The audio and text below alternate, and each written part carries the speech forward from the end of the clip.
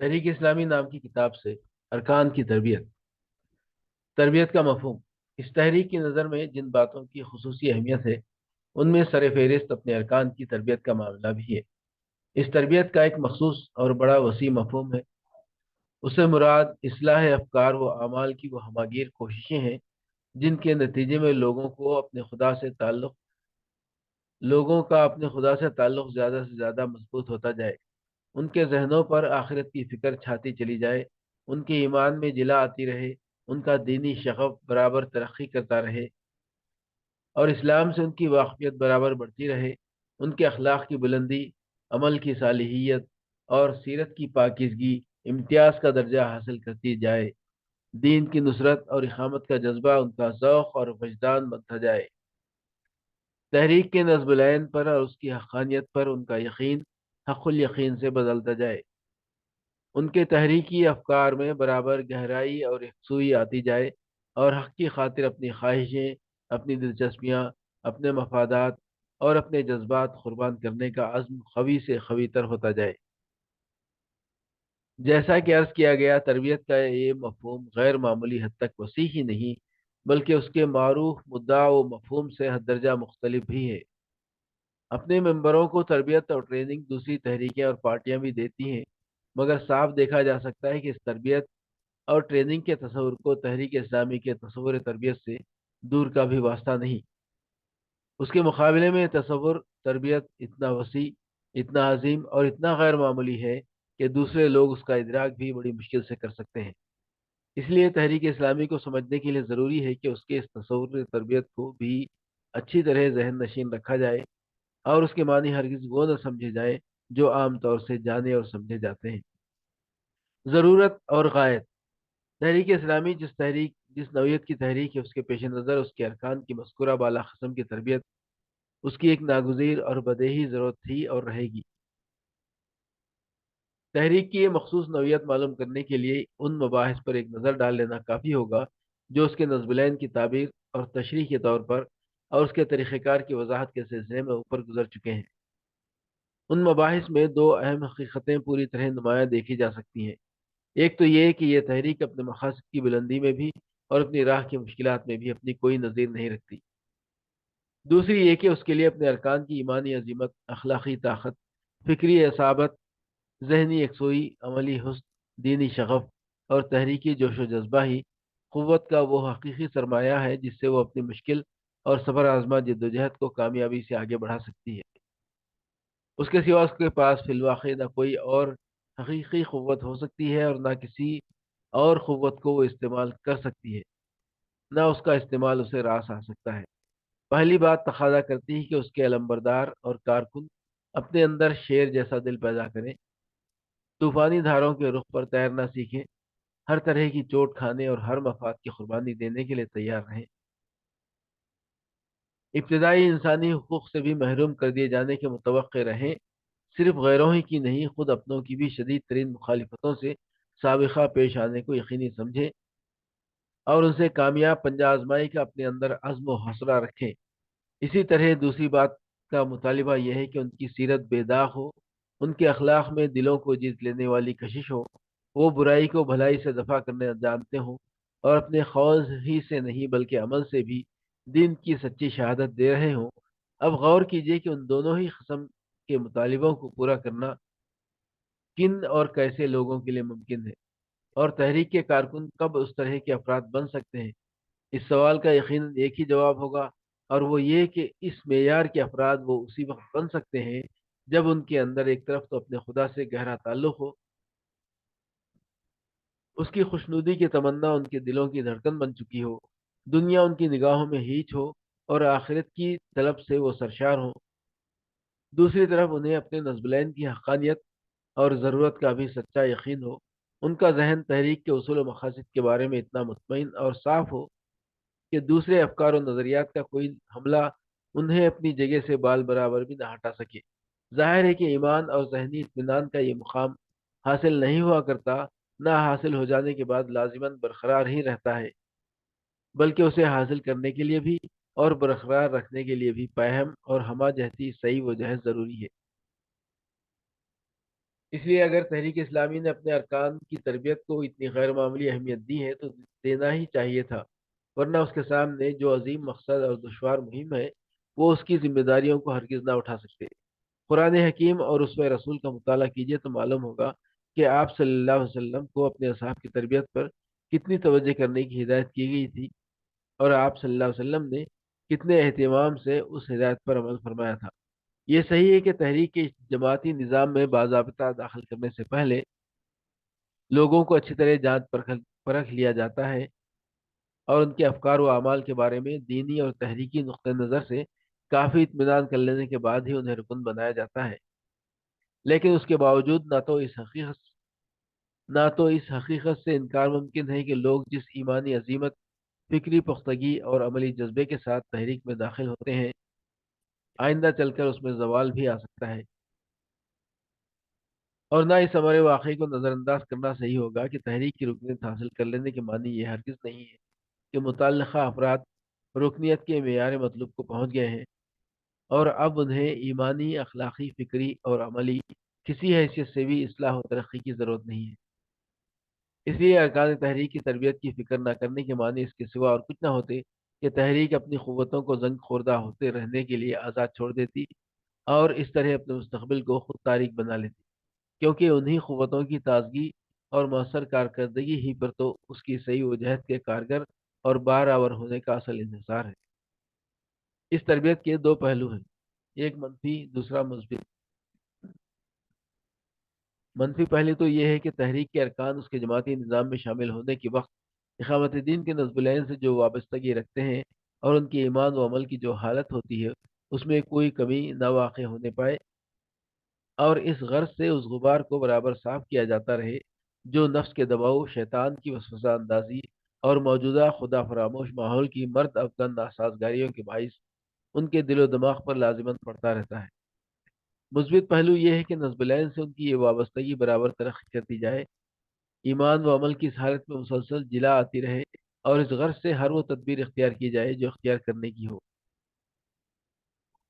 تربیت کا عملی نظام۔ تحریک کے جماعتی نظام نے اپنے ارکان کی تربیت کا جو عملی اہتمام کر رکھا ہے اس میں درج ذیل امور کو بنیادی ذرائع کی حیثیت دی گئی ہے۔ ایک یہ کہ قرآن اور حدیث کا ذاتی مطالعہ براہ راست یا زیادہ تر یا ترجموں کی مدد سے۔ دو، قرآن یا حدیث کا تذکیری درس۔ تین، سیرت نبوی، سیرت صحابہ اور سیرت صلحاء امت کا مطالعہ۔ چار، تحریک کے لٹریچر خصوصاً اس کے بنیادی حصے کا اجتماعی اور انفرادی مطالعہ۔ پانچ، تربیتی تقریریں۔ چھ، ذاتی احتساب۔ سات، ایک دوسرے کی اصلاح، تواصی بالحق۔ اس معاملے میں صورت واقعی یہ نہیں ہے کہ اصلاح و تربیت کا کام کلیتاً ارکان جماعت کے اپنے احساس ذمہ داری ہی پر چھوڑ دیا گیا ہو، بلکہ کچھ اصول و ضوابط بنا کر اس اہم کام کا ایک نظم قائم کر دیا گیا ہے تاکہ تربیت کا مقصد زیادہ سے زیادہ بہتر طریقے پر حاصل ہو سکے۔ اس نظم کی مختصر تفصیل یہ ہے: ہر مقامی جماعت کے لیے ضروری ہے کہ وہ ہفتے میں کم از کم ایک بار اپنا اجتماع منعقد کرے جس میں ہر رکن لازم شریک ہو۔ اس اجتماع کی نوعیت اصلاً تربیتی ہوتی ہے۔ اس غرض کے لیے درس قرآن، درس حدیث، تقریر اور تحریک کے لٹریچر کے اجتماعی مطالعے جیسے ذرائع سے کام لیا جاتا ہے۔ اس کے علاوہ مقامی امیر ہر رکن کی ہفتے بھر کی دعوتی اور تربیتی سرگرمیوں کی اور قرآن، حدیث اور لٹریچر کے مطالعے کی رپورٹ بھی لیتا ہے اور اسے مناسب ہدایتیں بھی دیتا ہے۔ ہر امیر مقامی اور امیر حلقہ کی یہ ایک نمایاں دستوری ذمہ داری ہے کہ وہ اپنے ماتحت ارکان کی تربیت کرتا رہے۔ چنانچہ اس غرض سے وقتاً فوقتاً ضلعی یا حلقے واری اجتماعات بھی منعقد ہوا کرتے ہیں جن کا سارا پروگرام صرف تربیتی سرگرمیوں پر مشتمل ہوا کرتا ہے۔ ضروری ہے کہ ایک متعینہ مدت کے بعد مقامی امراء کی طرف سے حلقوں کے امراء کو اور پھر حلقوں کے امراء کی طرف سے مرکزی نظم کو تمام جماعتی حالات اور تحریکی سرگرمیوں کی مفصل رپورٹیں ملتی رہیں۔ ان رپورٹوں سے مرکزی نظم کو دوسری باتوں کے علاوہ یہ بات بھی برابر معلوم ہوتی رہتی ہے کہ امراء کی تربیتی کارگزاریاں کیا رہیں اور عام ارکان دینی، اخلاقی اور عملی لحاظ سے کس مقام پر ہیں، جس کے بعد وہ انہیں مناسب ہدایتیں بھیجتا رہتا ہے۔ امیر جماعت، قیم جماعت اور معاونین تخیم کے پروگراموں میں یہ بات بھی شامل رہتی ہے کہ وہ ضرورت اور وقت کی گنجائش کے مطابق پورے ملک کے دورے کرتے ہیں، جن کا اولین مقصد مقامی جماعتوں کے حالات کا قریب سے جائزہ لینا اور وہاں کے ارکان کی تربیت کرنا ہوتا ہے۔ مقامی جماعتوں کے ہفتہ وار اجتماعات کے علاوہ مختلف اوقات میں ضلعی اور حلقہ وار اور کل ہند اجتماعات بھی منعقد ہوا کرتے ہیں، جن کے پروگرام کے بھی بیشتر حصے تربیت ارکان ہی سے متعلق ہوتے ہیں۔ میدان عمل کی تربیت: ایک طرف تو تربیت ارکان کی تدبیریں اور یہ ذرائع ہیں جن کی حیثیت بالعموم نظری قسم کی ہے، دوسری طرف وہ عملی تربیت ہے جو انہیں دعوتی جدوجہد کے میدان میں آپ سے آپ حاصل ہوتی رہتی ہے، کیونکہ جب وہ حق کی شہادت اور اللہ کے دین کی تبلیغ و اقامت کا فریضہ انجام دینے کے لیے آگے بڑھتے ہیں تو قدرتی طور پر خود ان کی اپنی اصلاح و تربیت کے بھی کتنے ہی قوی اسباب آپ سے آپ حرکت میں آ جاتے ہیں۔ مثلا جس وقت کوئی شخص دوسروں کو خدا پرستی کی دعوت دے رہا ہوتا ہے اور ایمان کے تقاضے پورے کرنے کی تلقین کر رہا ہوتا ہے، اس وقت اندر سے اس کا ضمیر بھی اسے آواز دیتا ہے اور باہر کی دنیا بھی اس پر تیز نگاہ ڈال کر پوچھنے لگتی ہے کہ اس بارے میں تمہارا خود اپنا کیا حال ہے؟ جس حق کی دعوت تم دوسروں کو دے رہے ہو اس کے لذت شناس تم خود بھی ہو یا نہیں؟ اگر انسان بالکل ہی بے حس نہ ہو تو ہر طرف سے آنے والی ان تنقیدی آوازوں پر وہ لازماً چونک اٹھتا ہے اور پھر اپنی طرف متوجہ ہو کر اپنے ایمان و عمل کے کھوٹ کو ایک زبردست احساسی ندامت کے ساتھ صاف کرنے میں لگ جاتا ہے۔ اسی طرح جب وہ اس دعوت کے سلسلے میں چوطرفی مخالفتوں، عداوتوں اور مصیبتوں سے مسلسل دوچار ہوتا ہے تو اس بھٹی میں تپ کر اس کا ایمان اور کھرا بن جاتا ہے، اور محض اللہ کے دین کی خاطر کام کرنے کے جرم میں جب دنیا اس کو اپنے تمام سہاروں سے محروم کر دیتی ہے تو وہ فطری طور پر اپنے پروردگار کی طرف بھاگتا اور اسی کے دامن میں پناہ لیتا ہے، جس کے نتیجے میں اس کے اندر اپنے خدا سے تعلق اور اس پر توکل اور بڑھ جاتا ہے، اور جب وہ دیکھتا ہے کہ لوگ اس کے پیغام حیات کو بہرے کانوں سے سن رہے ہیں اور ہلاکت کی راہوں سے پلٹنے کا نام تک نہیں لیتے، تو اس کا داعیانہ جوش سرد پڑنے کے بجائے اور زیادہ بھڑک اٹھتا ہے، اور فلاح و نجات کی شاہراہ کی طرف ان کا رخ موڑ دینے کے لیے وہ اور زیادہ سرگرم ہو جاتا ہے۔ غرض یہ دائی حق کی دعوتی جدوجہد مختلف پہلوؤں سے اس کی بہترین مربی ثابت ہوتی ہے۔ یہ دوسری بات ہے کہ کوئی شخص اخلاص و صداقت ہی سے بے بہرا ہو اور صرف نام کا دائی ہو۔ ایسا شخص تو نہ صرف یہ کہ اپنی دعوتی جدوجہد سے کوئی ایمانی یا عملی قوت نہ حاصل کر سکے گا، بلکہ اپنے کو بے نقاب کر کے میدان عمل سے فرار بھی ہو جائے گا۔ لیکن ظاہر ہے کہ یہاں گفتگو مخلص اور راست باز انسانوں کی ہو رہی ہے، نمائشی لوگوں کی نہیں۔ چونکہ دعوتی جدوجہد تحریک اسلامی کے ہر رکن کے لازمی فرائض میں شامل ہے، جیسا کہ اوپر دستور کے حوالے سے واضح کیا جا چکا ہے، اس لیے دعوتی میدان کی ایک مؤثر ترین تربیت بھی کچھ نہ کچھ لازماً حاصل ہوتی رہتی ہے۔ تحریک اسلامی کے نظر میں اپنے ارکان کی تربیت کی یہ نظری اور عملی دونوں ہی قسم کے ذرائع یکساں ضروری ہیں، کیونکہ ان میں سے اگر کسی ایک کو بھی وہ نظر انداز کر دے تو اپنے مقصد تربیت میں کبھی کامیاب نہیں ہو سکتی۔ ان دونوں کی نوعیت ہی دراصل ایسی ہے کہ ایک کے بغیر دوسرے کی قوت و تاثیر بھی بڑی حد تک معطل ہو کر رہ جاتی ہے۔ گویا ان کی حیثیت ایک گاڑی کے دو پہیوں جیسی ہے، جن میں صرف کسی ایک کے بل پر دعوت کی گاڑی ہرگز آگے نہیں بڑھ سکتی، یا پھر انہیں تلوار کی سیخل اور اس کا استعمال سمجھیے۔ درس و مطالعہ اور تذکیر و معزت کے ذریعے انجام پانے والی تربیت اگر تلوار کی سیخل کی مانند ہے تو دعوتی جدوجہد کے میدان میں حاصل ہونے والی تربیت اس سیخل کی ہوئی تلوار کے استعمال جیسی ہے۔ تلوار کا مقصد اسی وقت پورا ہوا کرتا ہے جب اسے سیخل بھی کیا جائے اور مسلسل استعمال بھی۔ معیار مطلوب: تحریک اسلامی اپنے ارکان کو جس حد تک تربیت یافتہ دیکھنا چاہتی ہے اور ان کی تربیت کا اس کے نزدیک جو مطلوبہ معیار ہے وہ دو لفظوں میں یہ ہے کہ لوگ اس کے رنگ میں پوری طرح رنگ جائیں، ان کا ایمان، اخلاق، طرز عمل، طرز فکر، ہر شے ایسی بن جائے جیسے ایک سچے مومن اور مخلص دائی حق کی ہونی چاہیے۔ اس بات کو اس نے مبہم یا مجمل نہیں رہنے دیا ہے، بلکہ اس نے پوری وضاحت بھی کر رکھی ہے، اور اس وضاحت کو اپنے دستور کے اندر جگہ دی ہے تاکہ وہ ہر رکن جماعت کی نگاہوں کے سامنے ہر وقت نمایاں رہے۔ یہ وضاحت درج ذیل ہے۔ ہر رکن جماعت کو کوشش کرنی ہوگی کہ وہ اسلام اور جاہلیت غیر اسلام کے فرق سے باخبر اور حدود اللہ سے واقف ہو جائے۔ دو، اللہ تعالیٰ سے اپنے تعلق کو زیادہ سے زیادہ مضبوط کرے اور اس کے لیے فرض عبادات کے علاوہ نوافل، اذکار، تلاوت قرآن وغیرہ کا بھی اہتمام کرے۔ تین، تمام معاملات میں اپنے نقطہ نظر، خیال اور عمل کو ہدایت الہی کے مطابق ڈھالے، اپنی زندگی کے مقصد، اپنی پسند اور قدر کے معیار اور اپنی وفاداریوں کے محور کو تبدیل کر کے رضا الہی کے موافق بنائے اور اپنی خود سری اور نفس پرستی کے بت کو توڑ کر تابع امر رب بن جائے۔ چار، ان تمام رسوم جاہلیت سے اپنی زندگی کو پاک کرے جو احکام شریعت کے خلاف ہوں۔ پانچ، ان تعصبات اور دلچسپیوں سے اپنے قلب کو اور ان مشاغل، جھگڑوں اور بحثوں سے اپنی زندگی کو پاک کرے جن کی بنا نفسانیت یا دنیا پرستی پر ہو اور جن کی کوئی اہمیت دین میں نہ ہو۔ چھ، فساق و فجار اور خدا سے غافل لوگوں سے مودت و موالات کے روابط، نہ کہ عام روابط، منقطع کرے اور نیک اور خدا ترس لوگوں سے ربط و تعلق قائم کرے۔ سات، کسی غیر اسلامی نظام حکومت کا اعلیٰ ہونے یا اس کے قوانین کے اجرا میں مددگار ہونے کی شکل میں اپنے ذریعہ معاش سے جلد از جلد علیحدہ ہو جائے۔ آٹھ، غیر اسلامی عدالتوں میں استدار کے بغیر معاملات کے تصفیے کے لیے نہ جائے۔ نو، اپنے معاملات کو راستی، عدل، خدا ترسی اور بیلاگ حق پرستی پر قائم کرے۔ 10، اپنی دوڑ دھوپ اور صحیح و جہد کو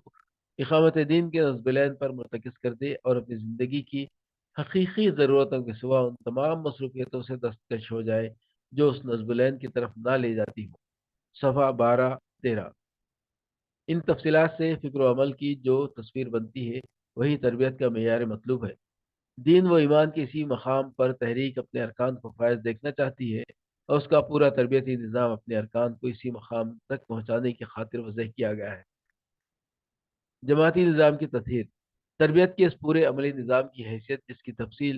اوپر بیان ہوئی ہے ایجابی قسم کی ہے، اور تربیت فی الواقع نام ہی ایک ایجابی عمل کا ہے، لیکن جہاں تک تربیت کی غرض و غایت کا تعلق ہے وہ چاہتی ہے کہ اسے صرف حاصل ہی نہ کیا جائے بلکہ حاصل ہونے کے بعد اس کی حفاظت بھی کی جائے۔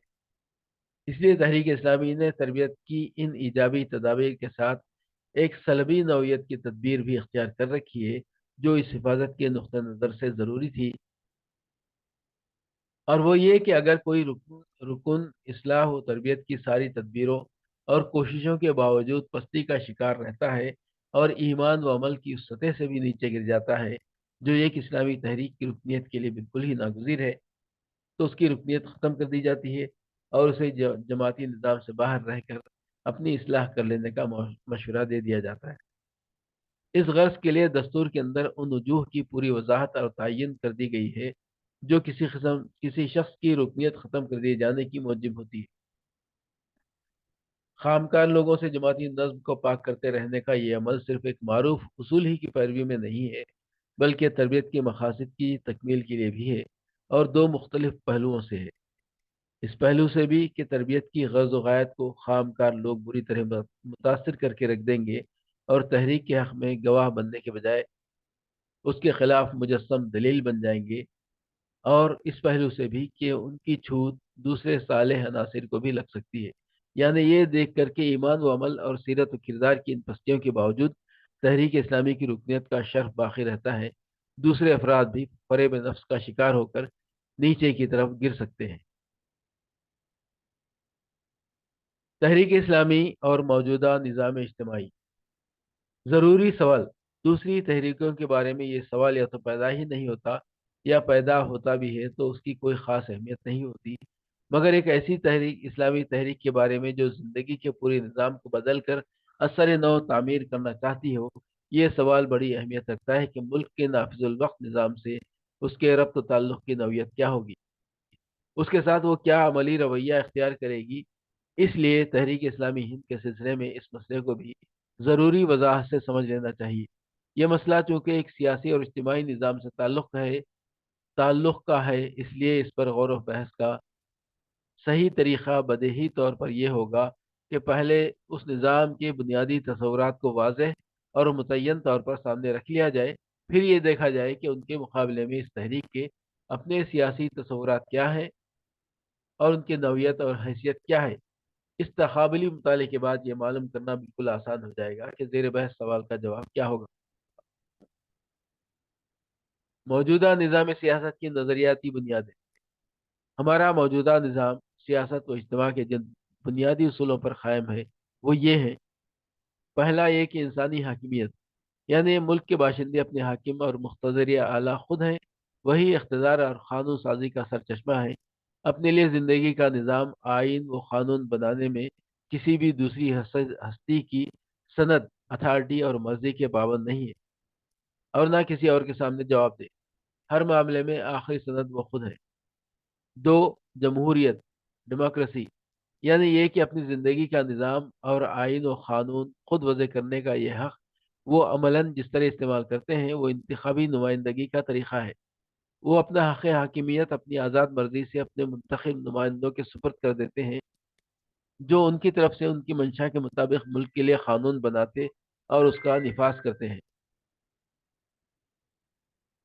نامذہبیت۔ تین، نامذہبیت، سیکولرزم، یعنی یہ کہ عوام کی منتخب نمائندے آئین و قانون بنانے میں کسی مذہب اور خدائی ہدایت کو بنیاد اور سند تسلیم نہیں کرتے۔ تین، نامذہبیت، سیکولرزم، یعنی یہ کہ عوام کی یہ نمائندے آئین و قانون بنانے میں کسی مذہب اور خدائی ہدایت کو بنیاد اور سند تسلیم نہیں کرتے، بلکہ اس بارے میں تمام تر اپنی عقل اور اپنی ثوابدید کو سامنے رکھتے ہیں، اور ضروری ہے کہ ایسا ہی کریں، یعنی مذہب کو کم از کم سیاسی اور اجتماعی معاملات سے قطعاً باہر رکھیں۔ البتہ اپنے مخصوص دائرے میں وہ اس حد تک آزاد ہے جس حد تک ملکی امن و امان اور عوامی اخلاق پر اس کی کوئی زد نہ پڑتی ہو۔ اس طرح آزادی کا یہ دائرہ واضح طور پر مذہبی عقائد، عبادات اور رسوم تک محدود ہے۔ ان کے سوا انسانی زندگی کا ہر معاملہ اور ہر مسئلہ اسٹیٹ کے دائرے بحث اور اختیار کی چیز ہے، حتیٰ کہ وراثت اور نکاح و طلاق تک کے معاملات بھی مذہبی دائرے کی چیز نہیں رہ جاتے۔ غرض یہ فیصلہ بھی زندگی کا کون سا معاملہ مذہبی ہے اور کون سا نہیں، مذہب کے اپنے اختیار کی بات نہیں ہے، بلکہ فیصلے کا پورا اور قطعی حق صرف اسٹیٹ اور اس کے آئین کو ہے۔ مثال کے طور پر خود اپنے ہی ملکی دستور کو لے لیجئے، ایک طرف تو وہ مذہبی آزادی کا اعلان کرتا ہے، دوسری طرف ایکسا سول کوڈ بنانے کی بھی ہدایت دیتا ہے، جس کے معنی یہ ہے کہ وہ کسی بھی ملت کے اپنے مخصوص پرسنل لا کے وجود و بقا کا مخالف ہے، اور اس مخالفت کو اپنی عطا کردہ مذہبی آزادی کے خلاف نہیں سمجھتا، حالانکہ کم از کم ملت اسلامیہ کے لیے اس کے پرسنل لا کا جز دین ہونا ایک بدیہی حقیقت ہے۔ جہاں تک مختلف مذاہب کے ساتھ حکومت کے طرز عمل کا تعلق ہے، اصولی طور پر وہ ان کے بارے میں غیر جانبدار رہنے کی اور اکثریتی مذہب یا اقلیتی مذہب کی اصطلاح میں نہ سوچنے کی پابند ہے۔ اسے سب کے ساتھ یکساں سلوک اور سب کا یکساں احترام کرنا ہے۔ یہ الگ سوال ہے کہ وہ اس اصول کی عملی پیروی کس حد تک کرتی ہے۔ اسلام کے بنیادی سیاسی تصورات۔ موجودہ نظام کے مقابلے میں اسلامی نظام کے اور اس تحریک اسلامی کے لیے بھی بنیادی سیاسی اصول یہ ہیں: پہلا یہ کہ اللہ کی حاکمیت، یعنی یہ کہ پوری انسانی زندگی کا حقیقی حاکم اور مقتدر اعلیٰ اللہ تعالیٰ ہے، کیونکہ نوع انسانی جس کائنات کا ایک جز ہے اس کا خالق اور پروردگار اللہ ہی ہے، اس لیے اس کائنات کا اور اس نوع انسانی کا مالک اور حاکم بھی فی الواقع وہی ہے، اور حاکمیت کا حق اور اقتدار اعلیٰ اسی کے لیے مخصوص ہے، وہی ہے جو اصل اسے اس کی زندگی کا نظام دے سکتا ہے اور آئین و قانون بنا سکتا ہے۔ دوسرا کوئی بھی اسے بطور خود حکم دینے کا مجاز نہیں، دوسرا کوئی بھی اس کا حقیقی فرمان روا اور قانون ساز نہیں، اور دوسرا کوئی بھی اس کا مطاع مطلق نہیں۔ دو، انسان کی خلافت، یعنی یہ کہ انسان اس دنیا میں اپنے حاکم حقیقی اللہ تعالیٰ کا خلیفہ اور نائب ہے، وہ بجائے خود کوئی اقتدار نہیں رکھتا، بلکہ اپنے اور اس پوری کائنات کے اصل مالک و مقتدر اعلیٰ کے عطا کیے ہوئے اقتدار و اختیار کا صرف امین ہے۔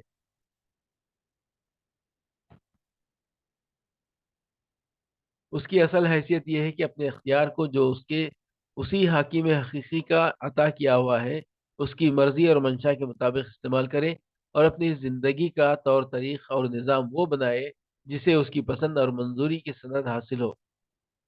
اس کے انفرادی و اجتماعی افکار و اعمال اس کی ہدایات کے تحت ہوں۔ اس بارے میں سارے انسان برابر کے ذمہ دار ہیں اور اپنی حدود میں سبھی کو یہ فرض انجام دینا ہے۔ جہاں تک اس فرض کے سیاسی دائرے میں انجام دینے کا تعلق ہے، اسے وہ بھی عملاً اپنے منتخب نمائندوں ہی کے ذریعے انجام دیں گے، جس طرح کے جمہوریت میں ہوتا ہے،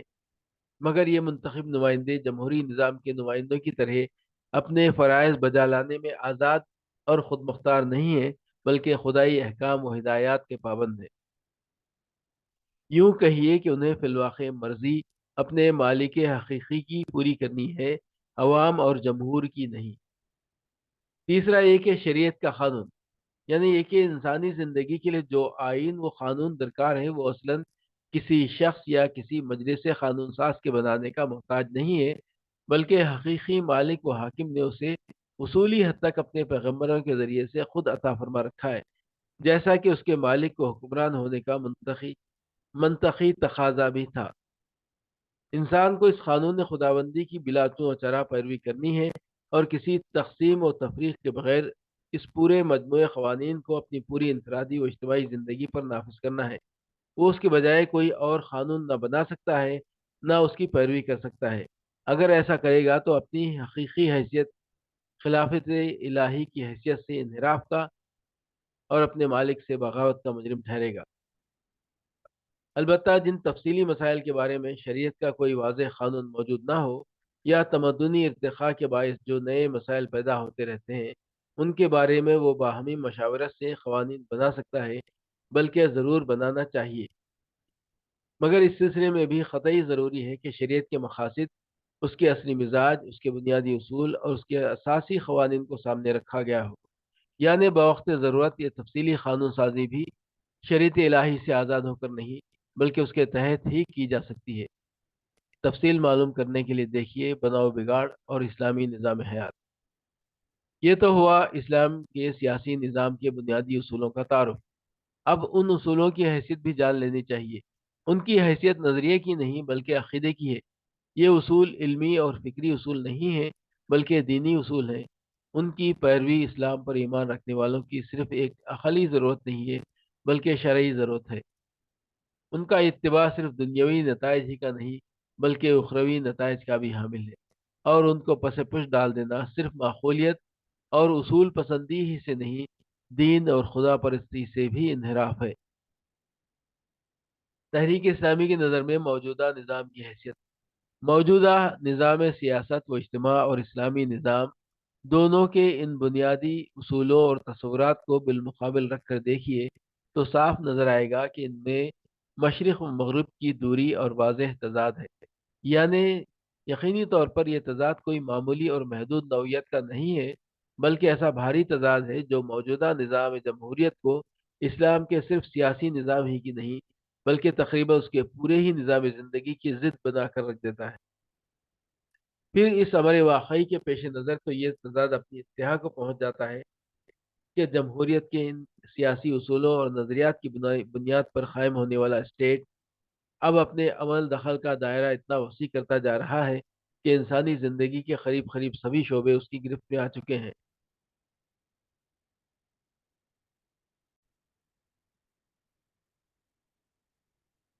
حد یہ ہے کہ وہ عقائد و عبادات تک پر بھی اپنی پرچھائیاں ڈال دینے کے در پہ ہے۔ ایسی حالت میں تحریک اسلامی کے لیے اصولی، اخلاقی اور دینی ہر حیثیت سے اس بات کی کوئی گنجائش نہیں رہ جاتی کہ یہ اس نظام سے سازگاری کر سکے اور اسے گوارا کرنے پر آمادہ ہو سکے، کیونکہ ایسا کرنے کے معنی تو بداہتاً یہ ہوں گے کہ یہ اپنے عمل سے اپنی تکذیب خود ہی کر ڈالے اور اپنے آپ کو ختم کر کے رکھ دے، یا کم از کم یہ کہ اب وہ اقامت دین کا نصب العین رکھنے والی تحریک ہرگز نہ رہ جائے۔ اس کا اقامت دین کا نصب العین رکھنے والی تحریک ہونا تو اس بات کو لازم کرتا ہے کہ وہ موجودہ نظام کو اکثر غلط اور خلاف حق سمجھے، صرف سمجھے ہی نہیں بلکہ اس کا بربلا اعلان کرے، معقولیت اور دلائل کے میدان میں اسے نہتا اور بے بس کر ڈالے، اور خدا کے بندوں پر اس کی خرابیاں واضح کر کے انہیں اسے بدل ڈالنے کے لیے بے چین کر دے۔ یہی وجہ ہے کہ وہ ان الیکشنوں میں شرکت کو بالکل ناجائز سمجھتی ہے جو اس نظام کو چلانے کے لیے لڑے جاتے ہیں، اور جب کبھی وہ ان میں شرکت کرے گی تو اس نظام کو نظام اسلامی سے بدل ڈالنے یا اس کے لیے راستہ ہموار کرنے کی غرض سے کرے گی، کسی معنی میں بھی اسے غذا پہنچانے کے لیے ہرگز نہ کرے گی۔ رضاکارانہ تعاون سے اصولی معذوری: جب موجودہ نظام کے معاملے میں تحریک اسلامی کا اصولی موقف یہ ہے تو اس کے ساتھ اس کے ارکان کا عملی رویہ بھی قدرتی طور پر دلی تعاون کا نہیں، عدم تعاون ہی کا ہو سکتا ہے، اور ان کے لیے اس بات کی کوئی گنجائش نہیں ہو سکتی کہ وہ اپنی دل کی رضامندی سے اس کے کل پرزے بند کر رہے ہیں، اس کی عدالتوں میں جج اور منصف بن کر بیٹھیں، اس کے تعلیمی مقاصد کی تکمیل کے لیے اپنی علمی و تدریسی صلاحیتیں وقف کر دیں، کیونکہ ایک جمہوری نظام کو چلانا اور اس کی مشینری میں فٹ ہو جانا، دیانت اور معقولیت کا کام صرف اسی شخص کے لیے ہو سکتا ہے جو اس کے بنیادی اصولوں پر ایمان رکھتا ہو اور اسے ایک صحیح نظام تسلیم کرتا ہو۔ ان لوگوں کے لیے نہیں ہو سکتا، ہرگز نہیں ہو سکتا، جو اسے صحیح نہیں بلکہ غلط اور فاسد سمجھتے ہوں، اور اگر کوئی شخص اسے غلط اور فاسد سمجھتے ہوئے اور کہتے ہوئے بھی اس کے چلانے میں رضاکارانہ طور پر مددگار بنتا ہے تو اسے بدترین قسم کا منافق یا پھر بدترین قسم کا ضمیر فروش ہی کہا جائے گا۔ چنانچہ آپ نہ دیکھیں گے کہ کوئی سچا کمیونسٹ کسی بورژوائی نظام کو چلانے کے لیے اپنی صلاحیتوں کا سودا کر رہا ہے، یا کوئی سچا جمہوریت پسند کسی آمرانہ نظام کے قیام و استحکام کی خدمت بجا لا رہا ہے، اور اگر کوئی ایسا کرتا ہے تو ساری دنیا اسے بے ضمیر اور ابن الوقت ہی قرار دیتی ہے۔ پھر ایک مومن و مسلم تحریک اسلامی کے لمبردار اور اقامت دین کا مشن رکھنے والے مومن و مسلم کا معاملہ تو دوسروں کے مقابلے میں کہیں زیادہ اہم۔ دوسروں کے لیے اشتراکیت اور جمہوریت صرف رائے، نظریے اور ضمیر کا مسئلہ ہے، جبکہ ایک مسلمان کے لیے اقامت دین عقیدے، دینی فریضے اور مقصد وجود کا مسئلہ ہے۔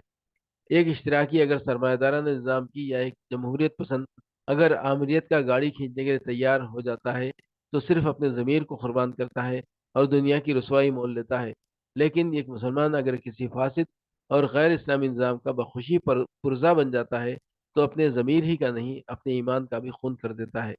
اور صرف دنیا ہی کی نہیں بلکہ آخرت کی بھی رسوائی خرید لیتا ہے۔ جب معاملے کی نوعیت یہ ہے تو نہ تحریک اسلامی کے ارکان ہی کو یہ حق حاصل ہے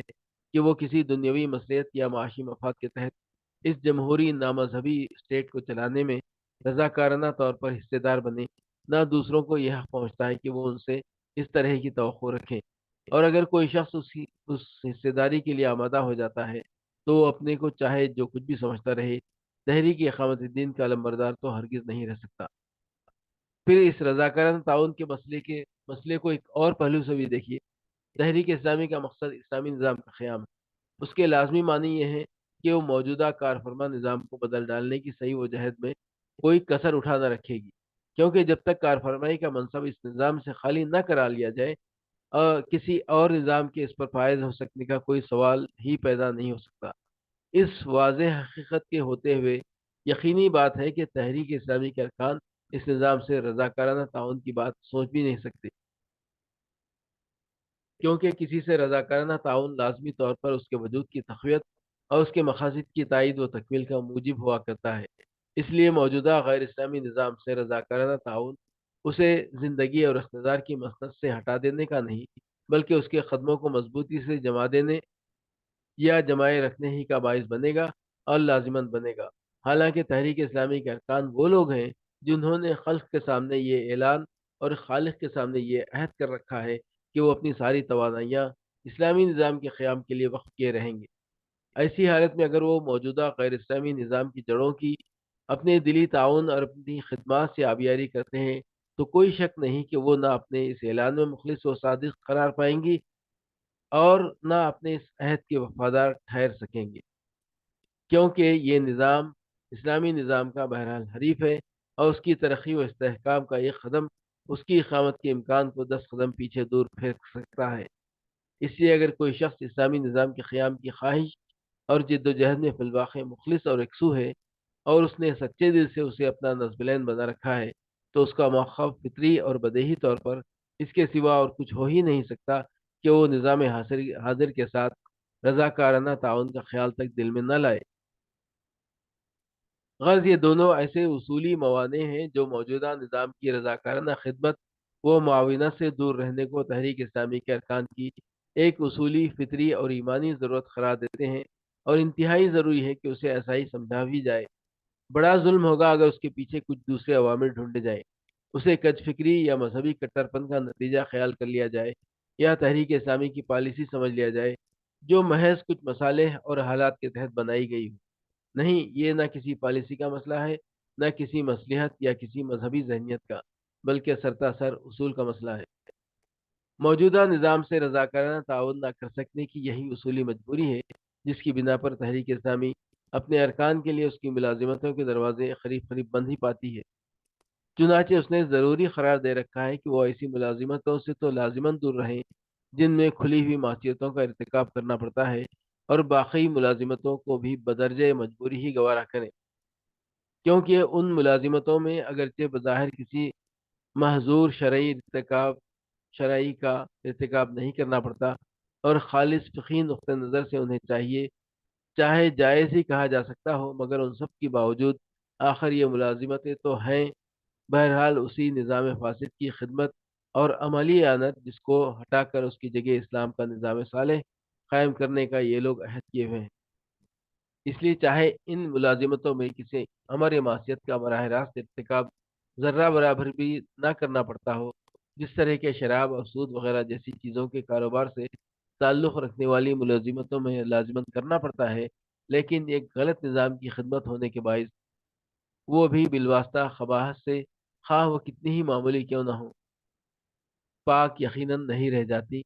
اور جب وہ قباحت سے پاک نہیں رہ جاتی تو ان کے لیے پسندیدہ اور قابل اختیار بھی نہیں ہو سکتی۔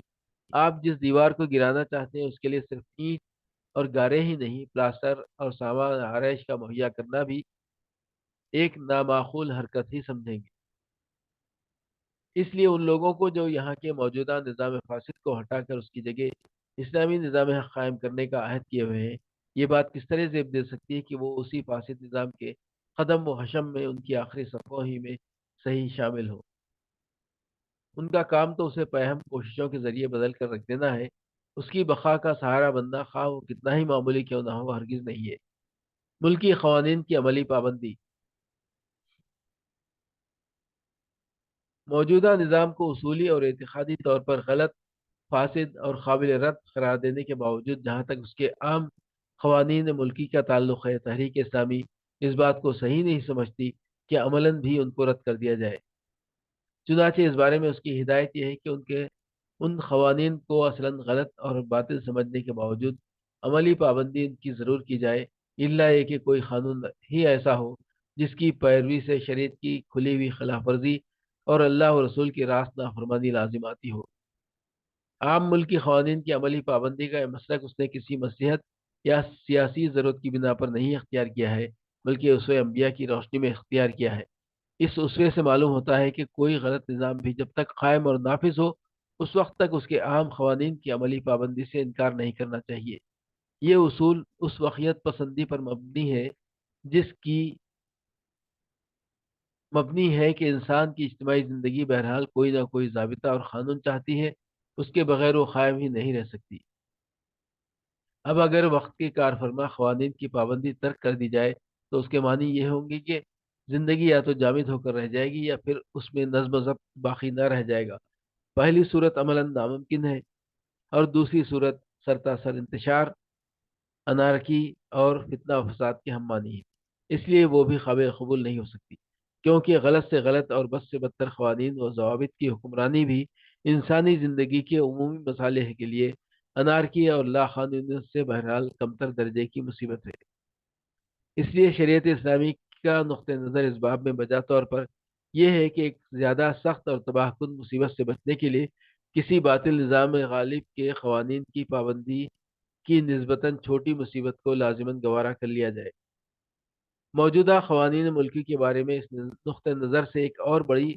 اہم حقیقت بھی سامنے آ جاتی ہے، اور وہ یہ ہے کہ تحریک اسلامی کے افراد موجودہ قوانین ملکی کو اگرچہ اصلاً غلط اور باطل سمجھتے ہیں، مگر اس کے باوجود ان کی عملی پابندی جتنے اچھے اور قابل اعتماد طریقے پر وہ کریں گے، اتنے ہی قابل اعتماد طریقے پر خود اس نظام کے ماننے والوں سے بھی شاید نہ ہو سکے گی۔ یہ اس لیے کہ یہ لوگ اگر ان قوانین کا پاس و لحاظ کریں گے تو اس کے پیچھے جذبہ و محرک یا تو سزا کا خوف ہوگا یا زیادہ سے زیادہ اپنے ضمیر کا احساس ہوگا۔ لیکن جب تحریک اسلامی کے افراد یہی رویہ اختیار کریں گے تو اس کے پیچھے محرک ایک دینی اصول کا احترام اور ایک شرعی ہدایت کی بجاوری کا خیال ہوگا، اور معلوم ہے کہ اپنی گہرائی اور پختگی میں کوئی بھی دوسرا محرک اس دینی محرک کا ہرگز مقابلہ نہیں کر سکتا، بالخصوص جب معاملہ بھی ایسے افراد کا ہو جو دین و شریعت کی عملی شہادت ہی کو اپنی زندگی کا مشن بنائے ہوئے ہوں، جو قول و اور فعل کے تضاد کو اپنی اور اپنے مشن کی تباہی یقین کرتے ہوں، اور جن کی راست بازی اور ظاہر و باطن کی یکسانی ہی پر اپنے تحریکی مقاصد کی کامیابی موقوف ہو۔ موجودہ نظام کے خلاف عملی جدوجہد کا طریقہ۔ جب یہ معلوم ہو چکا کہ تحریک اسلامی نہ صرف یہ کہ موجودہ نظام سے کسی طرح کی سازگاری نہیں کر سکتی بلکہ وہ اسے پوری طرح بدل دینا چاہتی ہے، تو اب یہ بھی جان لینا مناسب ہوگا کہ یہ کام وہ کس طرح کرنا چاہتی ہے۔ اس کام کے بنیادی خطوط چند لفظوں میں یہ ہیں۔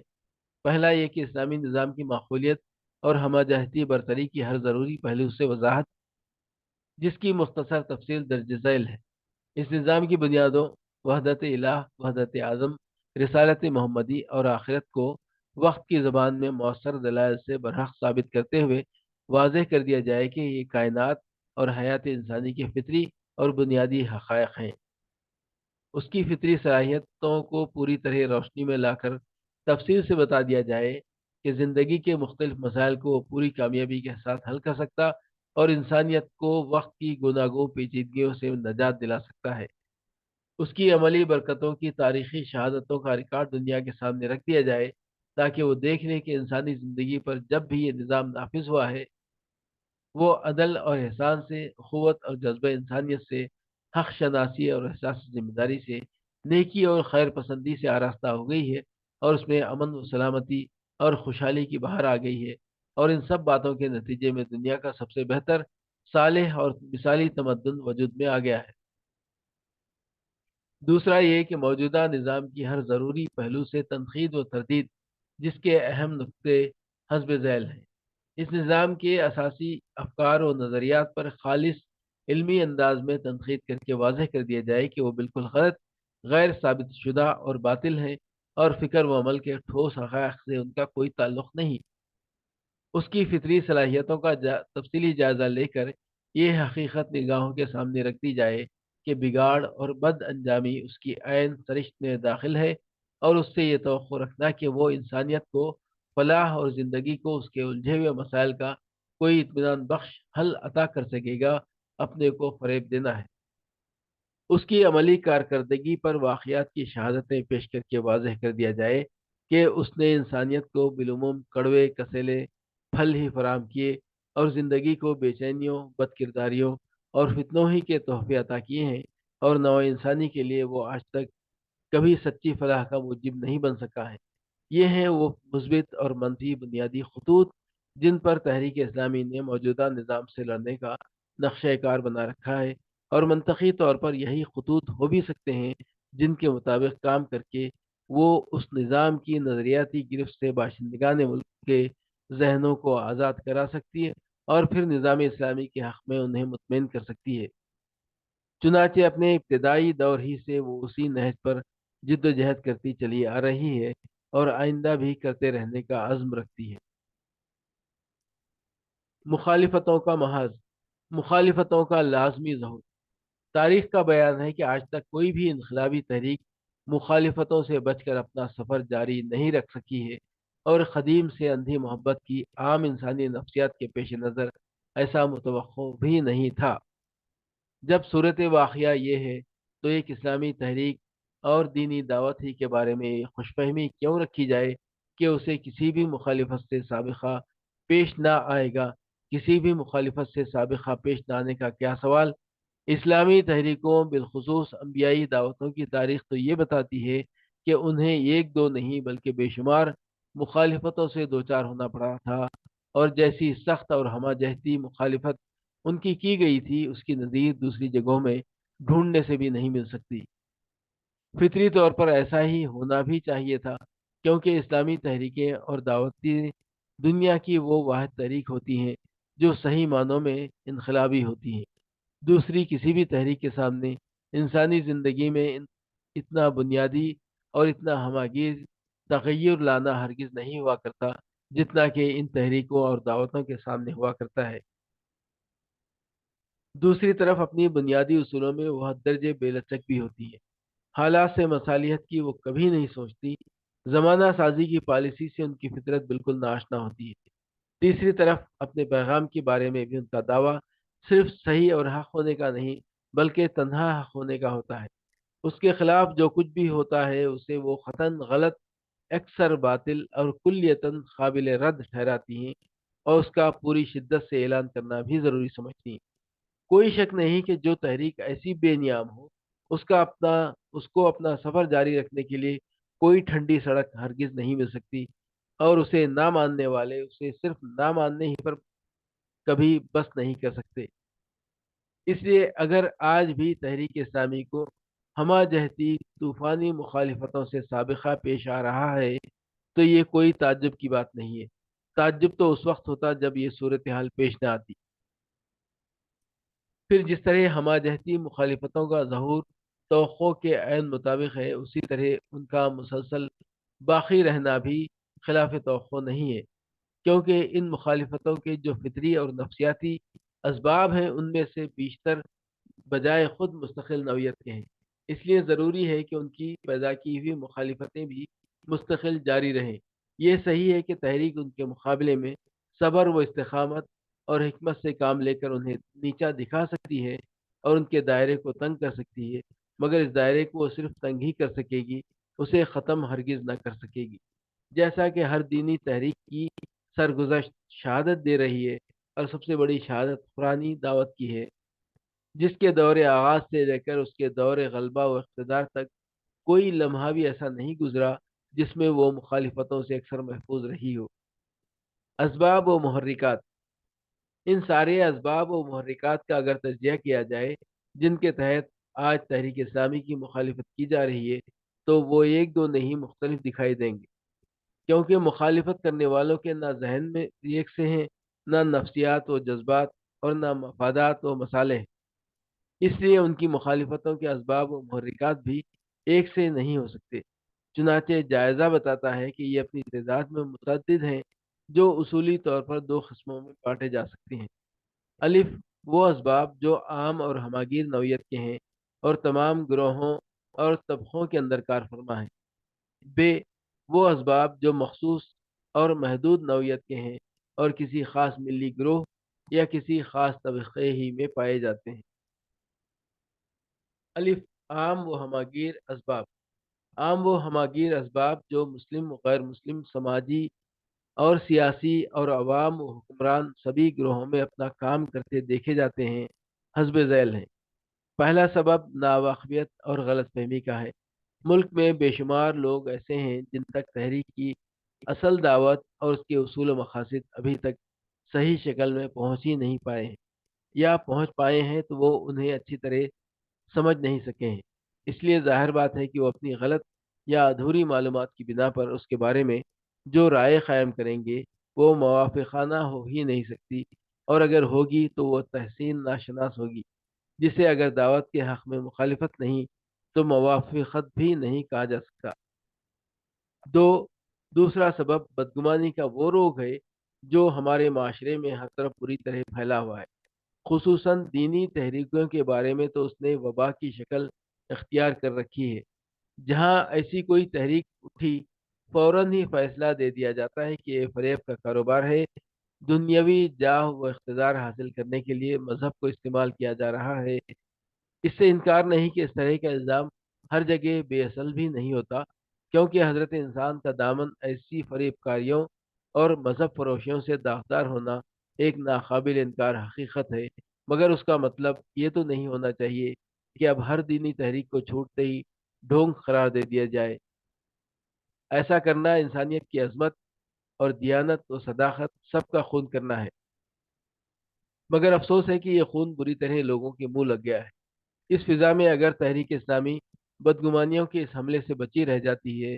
تو یہ ایک ایسا معجزہ ہوتا جو اس زمین پر آج تک کبھی رونما نہیں ہو سکا۔ چنانچہ واقعات بتا رہے ہیں کہ اپنے وقت آغاز ہی سے برابر اس حملے کی زد میں ہے۔ تیسرا سبب دور جدید کے انسانوں کی وہ مایوسی اور بے اعتمادی ہے جو نفس مذہبی کے بارے میں اس کے اندر گھر کر چکی ہے۔ جدھر دیکھیے دنیا خدا اور مذہب سے برابر دور بھاگتی چلی جا رہی ہے۔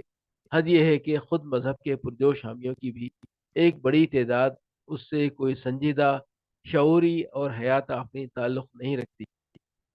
اور جہاں تک اجتماعی مسائل حیات کے سلسلے میں مذہب کی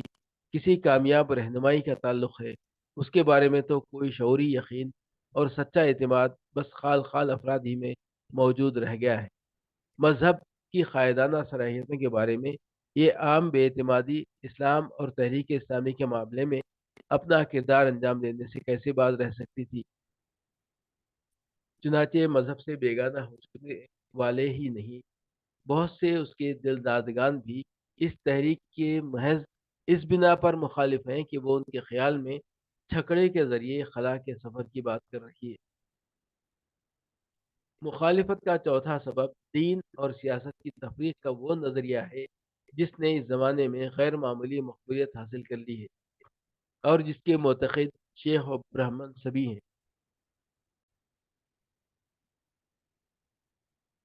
یہ نظریہ اپنے پیچھے کیا دلیلیں رکھتا ہے اور وہ فی الواقع دلیل کہلانے کی مستحق ہیں بھی یا نہیں، یہ الگ بحث ہے۔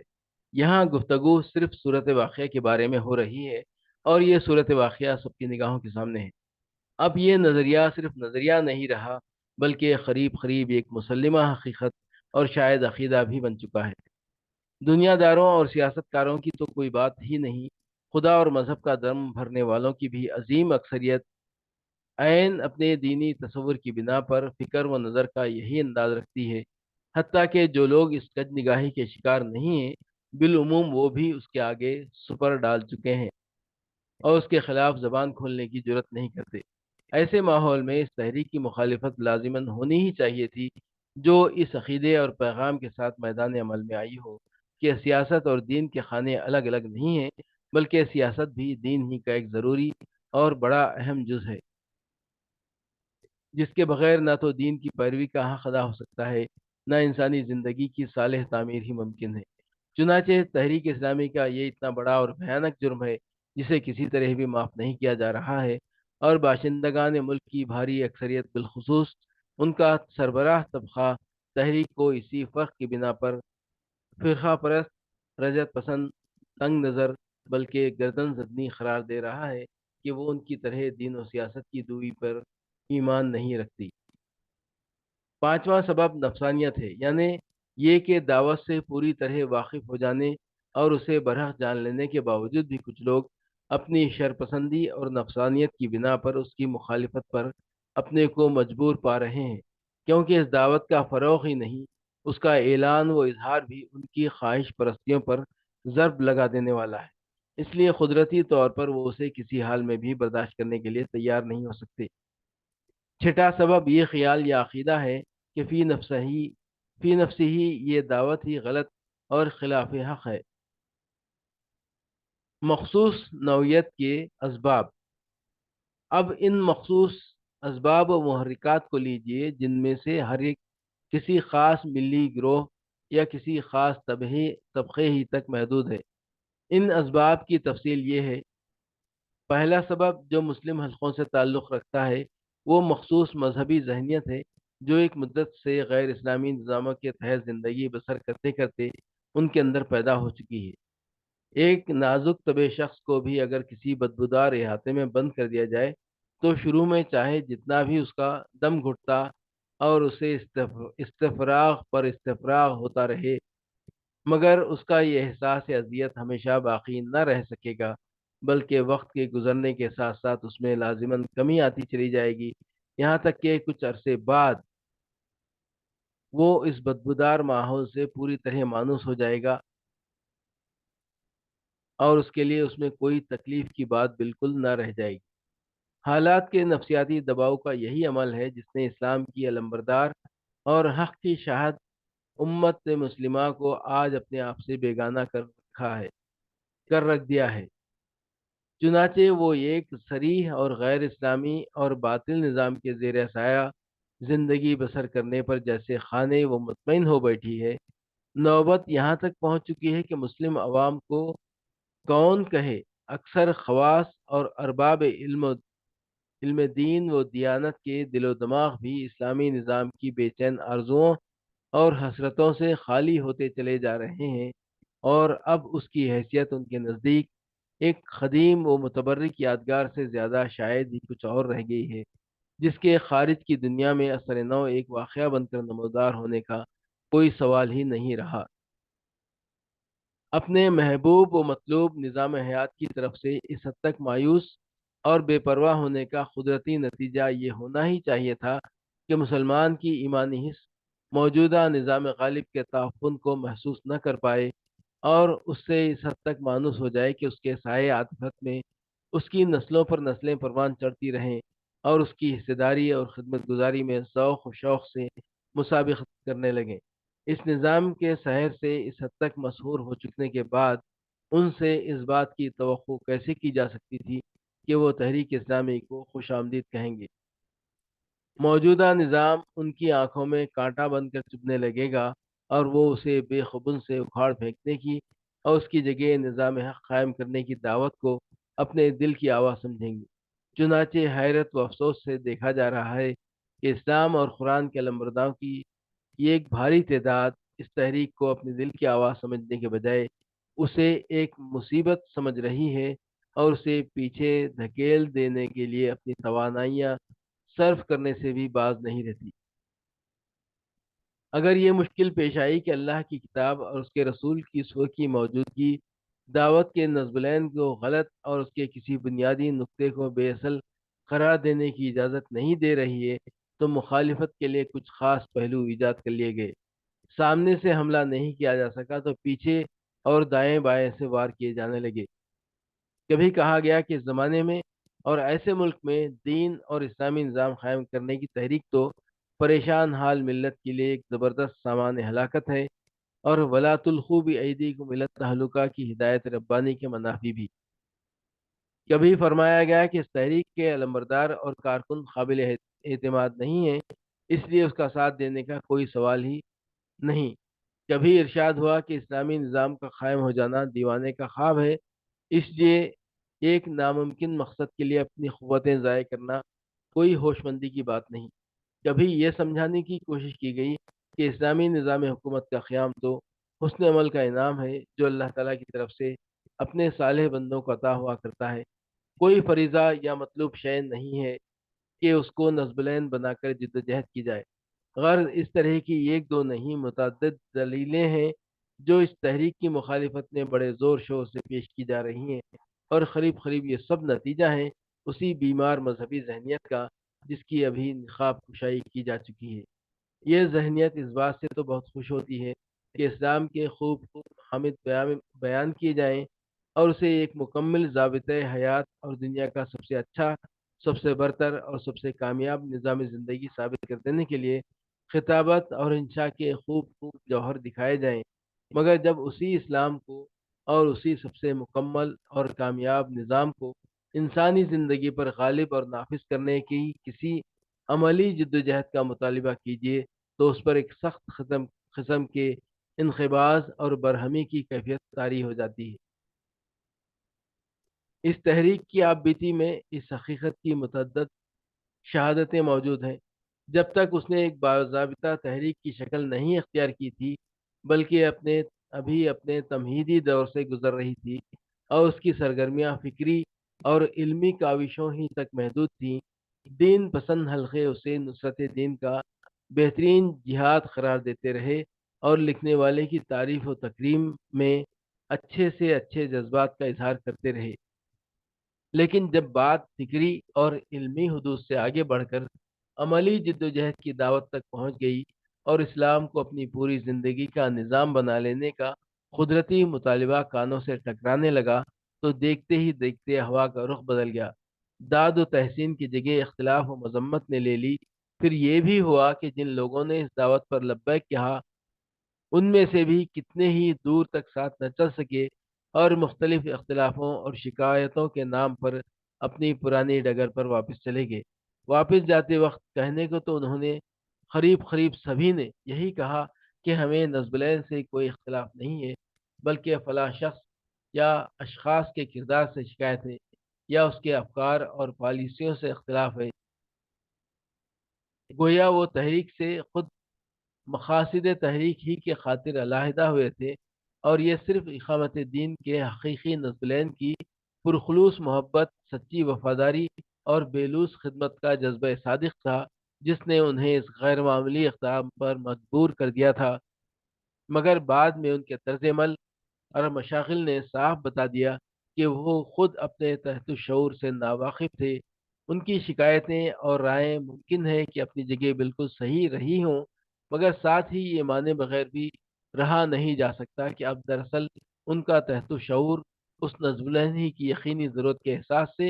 اور اس کی سچی آرزو سے بیگانہ ہو چلا تھا، جو بعد میں چل کر شاید شعور کی بیگانگی کی حد تک بھی جا پہنچا۔ اگر صورت واقعہ یہ نہ ہوتی تو دنیا کو دکھائی دے گیا ہوتا کہ وہ تحریک کے ناکارہ نظم سے علیحدہ ہو چکنے پر اس کے اصل مقصد کے لیے پہلے سے کہیں زیادہ سرگرم ہو گئے ہیں۔ ان کی زبانوں سے یا ایھا الذین آمنوا ادخلوا فی السلم کافہ اور ان اقیموا الدین کی منادی اور زیادہ شدت اور بے چینی سے بلند ہونے لگی ہے، اور ان کی اس پکار میں سوز و اخلاص کا جذبہ اور زیادہ گہرا ہو گیا ہے۔ ان کا ذہن اس نصب العین کی خاطر فکر مند رہنے کے لیے اور زیادہ یکسو ہو چکا ہے۔ ان کے پیام میں اور زیادہ کشش اور ان کے عمل میں اور زیادہ جاذبیت آ گئی ہے۔ باطل اور نظام باطل سے ان کی پنجہ آزمائی اور بیزاری اور زیادہ شدید ہو گئی ہے۔ مگر اتنی اونچی توقعات کے برانے کا تو کیا سوال۔ حیرت سے دیکھا گیا کہ سرے سے نصب العین ہی کی طرف سے خاموشی اختیار کر لی گئی ہے۔ اس انقلاب حال کو آخر اس کے سوا اور کیا کہا جا سکتا ہے کہ یہ لوگ تحریک کے ساتھ آنے سے پہلے جہاں تھے وہیں واپس چلے گئے، اور قیاس کہتا ہے کہ انہیں وہاں واپس لے جانے والی چیز بالعموم وہی ذہنیت تھی جن کی یہاں گفتگو ہو رہی ہے، اور جو افراد ملت کے رہے سہے ایمانی حوصلوں پر بھی آکاش بیل بن کر چھائی ہوئی ہے۔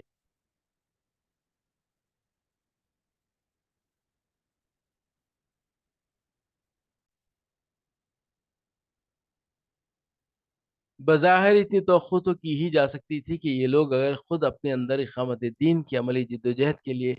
کوئی ہمت نہیں پا رہے ہیں تو کم از کم خاموش تو ضرور ہی رہیں گے، اور آگے بڑھنے والوں کی مخالفت کا خیال تک دل میں نہ لائیں گے۔ مگر افسوس ہے کہ ان میں سے بے شمار لوگوں نے اس توقع کا بھی کوئی موقع نہیں دیا، اور انہوں نے اپنے زبان حال سے گویا یہ اعلان کر دیا کہ ہم جس کے ساتھ نہیں وہ ہمارا دشمن ہے۔ ان کے تحت شعور میں غالباً یہ خیال سما گیا ہے کہ ہم اس دعوت کی مخالفت نہیں کرتے تو اس کے معنی یہ ہوں گے کہ ہمیں اپنی فرض ناشناسی کا اور اس تحریک کے برحق ہونے کا خود بھی اعتراف ہے، اور اس طرح ہم آپ مجرموں کے کٹہرے میں کھڑے دکھائی دینے لگیں گے۔ ظاہر ہے کہ یہ پوزیشن اختیار کر لینا کوئی آسان کام نہیں تھا، اس لیے وہ مجبور تھے کہ مخالفین کی تحریک کی صفوں میں جا شامل ہوں۔ دوسرا سبب جو مخصوص طور پر غیر مسلم حضرات کی طرف سے تحریک کی مخالفت کا محرک بنا ہوا ہے، ان کا ملی تعصب ہے۔ یہ تعصب ذہن انسانی کی ایک زبردست اور عام و ہماگیر بیماری ہے جو ہر مذہب کے ماننے والوں میں دوسرے مذاہب کے خلاف اکثر و بیشتر ضرور ہی موجود ہوا کرتی ہے۔ ایسی سعید اور حق پرست روحیں بہت کم ہوتی ہیں جو اس تنگ نظری اور گروہ پرستی سے بلند اور کسی چیز کے محض ذاتی جوہر کو دیکھ کر اسے ماننے یا نہ ماننے کا فیصلہ کیا کرتی ہیں۔ چنانچہ یہی تعصب ہے جو آج تحریک اسلامی کی راہ کا بھی ایک بھاری پتھر بنا ہوا ہے۔ غیر مسلم لوگ جب یہ سنتے ہیں کہ اس ملک میں اسلام کو قائم کرنے کی کوشش کی جا رہی ہے تو بالعموم ان کے ذہنوں میں یہ خیال گردش کرنے لگتا ہے کہ یہ تو ہمارے آدمیوں کو مسلمان بنانے یا یہاں مسلمانوں کی حکومت قائم کرنے کی ایک خطرناک اسکیم ہے، جس کے بعد وہ اس تحریک کی بھرپور مخالفت کرنا اپنا ملی فریضہ سمجھنے لگتے ہیں۔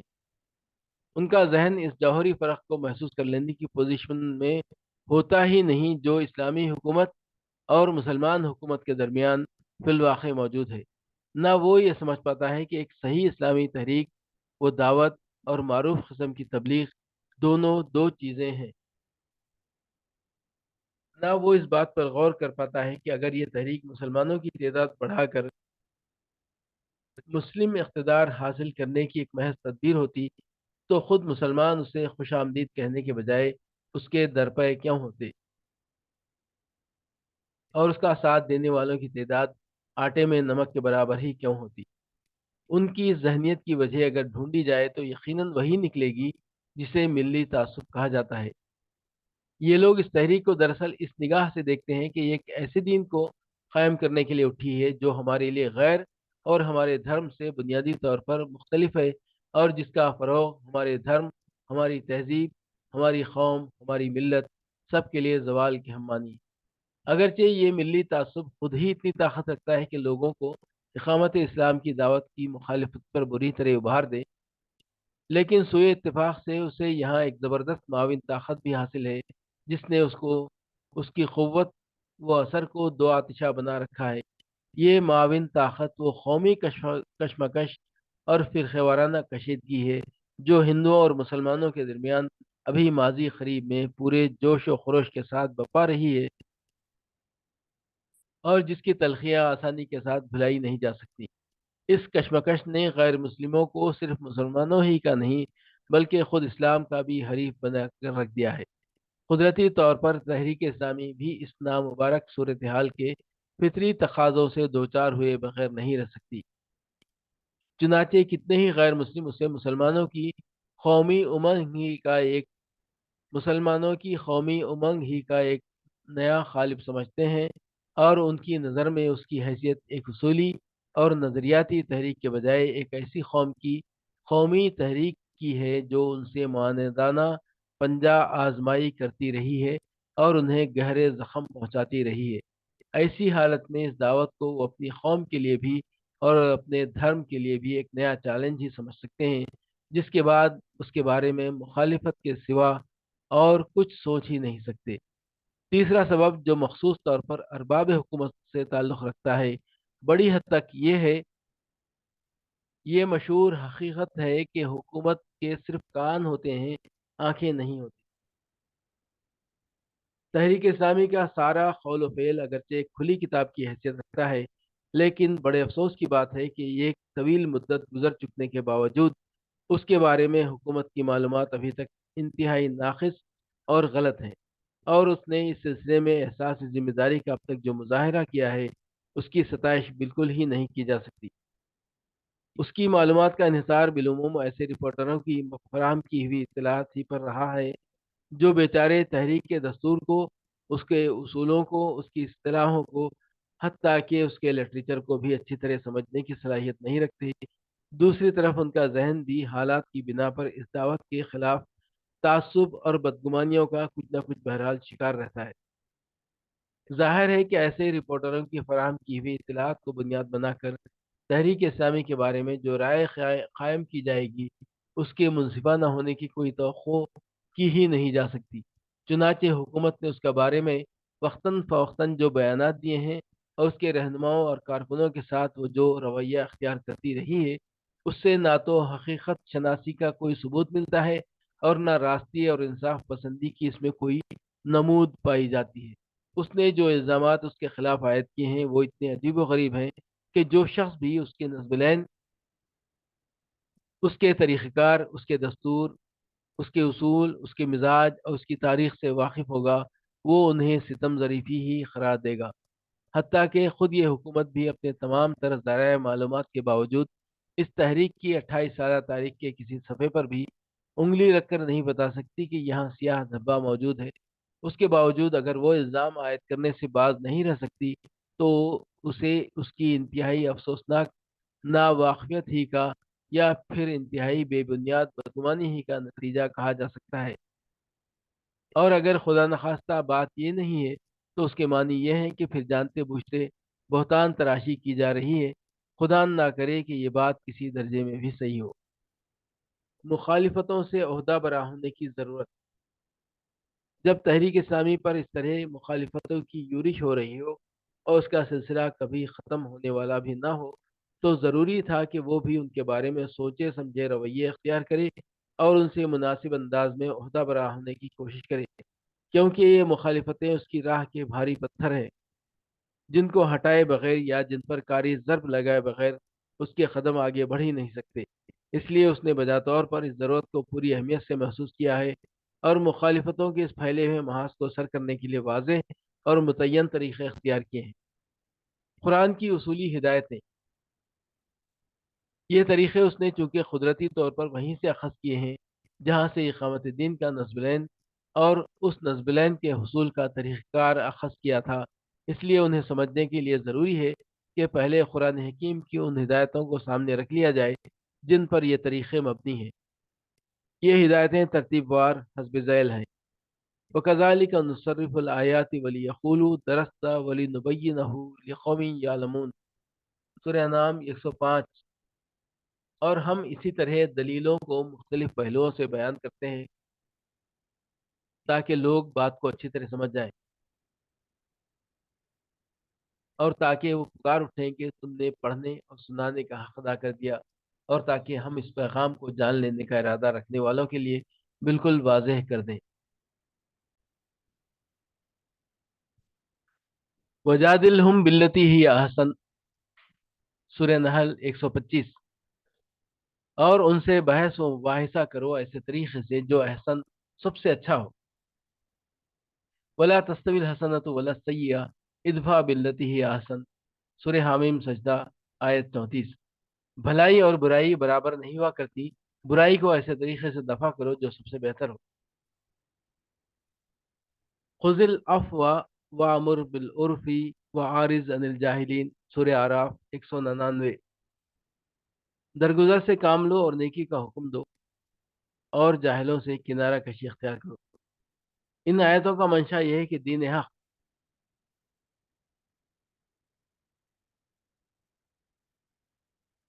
حق کے داعی کو اپنی دعوت لوگوں تک پہنچا دینے کے لیے شرح و تفصیل اور افہام و تفہیم کی ہر وہ کوشش انجام دے دینی چاہیے جس کی ضرورت ہو، اور جس کے بعد اس کے پیغام کا کوئی گوشہ بھی دھندلکے میں نہ رہ جائے، یہاں تک کہ مخاطب بھی یہ تسلیم کر لے کہ یہ بات واضح ہو چکی۔ اس کے بعد بھی جو لوگ قبول حق کے لیے آمادہ نہ ہوں اس کے خلاف اظہار رائے کرتے رہیں۔ ان کے ذہنوں میں اپنی بات اتارنے کے لیے دلائل اور بحث و مباحثے کے ذریعے مزید کوشش کی جانی چاہیے، لیکن اس بحث و مباحثے کا انداز لازماً ایسا ہونا چاہیے جو استدلال اور لب و لہجہ ہر لحاظ سے احسن اور موضوع ترین ہو، اور جو مخاطب کا دل و دماغ جیت لینے کی زیادہ سے زیادہ صلاحیت رکھتا ہو۔ لیکن اس سارے اہتمام کے باوجود بھی اگر کوئی مخالفت سے باز نہ آئے، حتیٰ کہ بد کلامیوں اور ایذا رسانیوں پر بھی اتر آئے، تو اس کے جواب میں صبر و تحمل ہی کا نہیں بلکہ خوش گفتاری اور حسن سلوک کا بھی رویہ اپنانا چاہیے۔ برائی سیئہ کی آگ پر بھلائی حسنہ کا سرداب ڈالتے رہنا چاہیے۔ حق کا یہ وار اتنا کارگر ہوگا کہ عداوت کی حد تک بڑھی ہوئی مخالفتیں بھی بسا اوقات سپر ڈال دینے پر مجبور ہو رہیں گی۔ ہاں، اب بھی ایسے لوگ ضرور ہوں گے جو دل کے پتھر ثابت ہوں اور انسانیت، سنجیدگی اور معقولیت کو اکثر بالائے طاق رکھ کر دعوت کی اندھی عداوت ہی کو اپنا اوڑھنا بچھونا بنائے رکھنے پر مصر رہیں گے۔ دائی کو چاہیے کہ ایسے جاہلیت کے مارے ہوں کو ان کے اپنے حال پر چھوڑ دے اور انہیں خدا کے حوالے کر کر آگے بڑھ جائے۔ ہر شخص تسلیم کرے گا کہ قرآن حکیم نے دعوت حق کی مخالفتوں کے جواب میں اختیار کرنے کے لیے جو یہ اصولی طریقے تلقین فرمائے ہیں وہ اتنے معقول، اتنے صحیح، اتنے مؤثر اور اتنے کامیاب ہیں جن سے زیادہ معقول اور مؤثر طریقوں کا تصور بھی نہیں کیا جا سکتا۔ مخالفتوں کے جواب میں تحریک کا رویہ۔ ان ہدایات خداوندی کو سامنے رکھ کر تحریک اسلامی نے اوپر بیان کی ہوئی مختلف اقسام کی مخالفتوں سے عہدہ برا ہونے کے لیے جو طریقے اختیار کر رکھے ہیں ان کی مختصر وضاحت ترتیب وار یہ ہے۔ الف، عام و ہماگیر اسباب کے تحت وجود میں آنے والی مخالفتوں میں سے ناواقفیت اور غلط فہمی کی بنا پر کی جانے والی مخالفت کے جواب میں تحریک اپنی دعوت کی توضیح اور تفہیم کے لیے ہر وہ کوشش انجام دینے کا اہتمام کرتی ہے جو مخاطب کو اپنی بات اچھی طرح سمجھا دینے کے لیے ضروری ہو۔ جیسا کہ قرآن حکیم کی مذکورہ بالا ہدایتوں میں سب سے پہلی ہدایت کا منشا تھا اور عقل عام کا بھی تقاضا تھا۔ ظاہر بات ہے کہ اگر کسی شخص کے سامنے دعوت اپنی صحیح شکل میں آ ہی نہیں سکی ہے اور ایسی حالت میں وہ اس کی مخالفت کر رہا ہے، تو اس مخالفت کو موافقت سے بدل دینے کی بنیادی تدبیر اس کے سوا اور کچھ ہو ہی نہیں سکتی کہ اس کی ناواقفیت کو واقفیت سے بدل دیا جائے۔ اس لیے کہ جس کسی کے بارے میں یہ اندازہ ہوتا ہے کہ وہ دعوت کے اصل پیغام اور اصول و مقاصد کی طرف سے اندھیرے میں ہے، اس کو صحیح بات بتانے اور سمجھا دینے کی پوری کوشش کی جاتی ہے۔ بدگمانی کی وجہ سے کی جانے والی مخالفت کا اصل اور مؤثر جواب چونکہ صرف تحریک کا طریقہ کار اور اس کے علمبرداروں کا عملی رویہ ہی دے سکتا ہے، یا پھر کسی درجے میں اس کے اصول و مقاصد کی مدلل وضاحت بھی اس سلسلے میں کچھ کام دے سکتی ہے۔ اس لیے تحریک اس بارے میں انہی تینوں چیزوں پر اعتماد کرتی ہے۔ یہ برابر اس امر کی فکر میں رہتی ہے کہ اس کے طریقہ کار میں کوئی جھول نہ آنے پائے، تاکہ دنیا کو خواہ مخواہ کی قیاس آرائیوں کی کوئی گنجائش نہ مل سکے،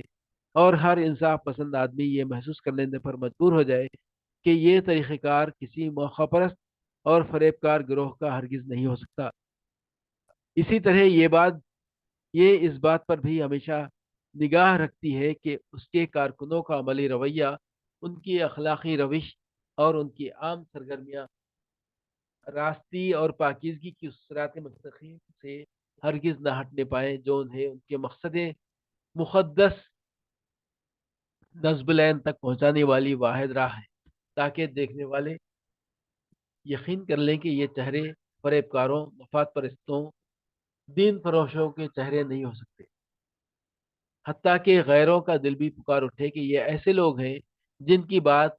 غلط ہو سکتی ہے مگر ان کے قول اور فعل میں دوئی نہیں پائی جا سکتی۔ ان کا ذہن صحیح غور و فکر میں ناکام ثابت ہو سکتا ہے مگر ان کا ضمیر اخلاص و صداقت سے بے بہرا نہیں کہا جا سکتا۔ لیکن اپنی ان ساری کوششوں کے باوجود تحریک کو یہ خوشگمانی بالکل نہیں ہے کہ بدگمانیوں کے طوفان کا زور توڑنا کوئی آسان کام ہے۔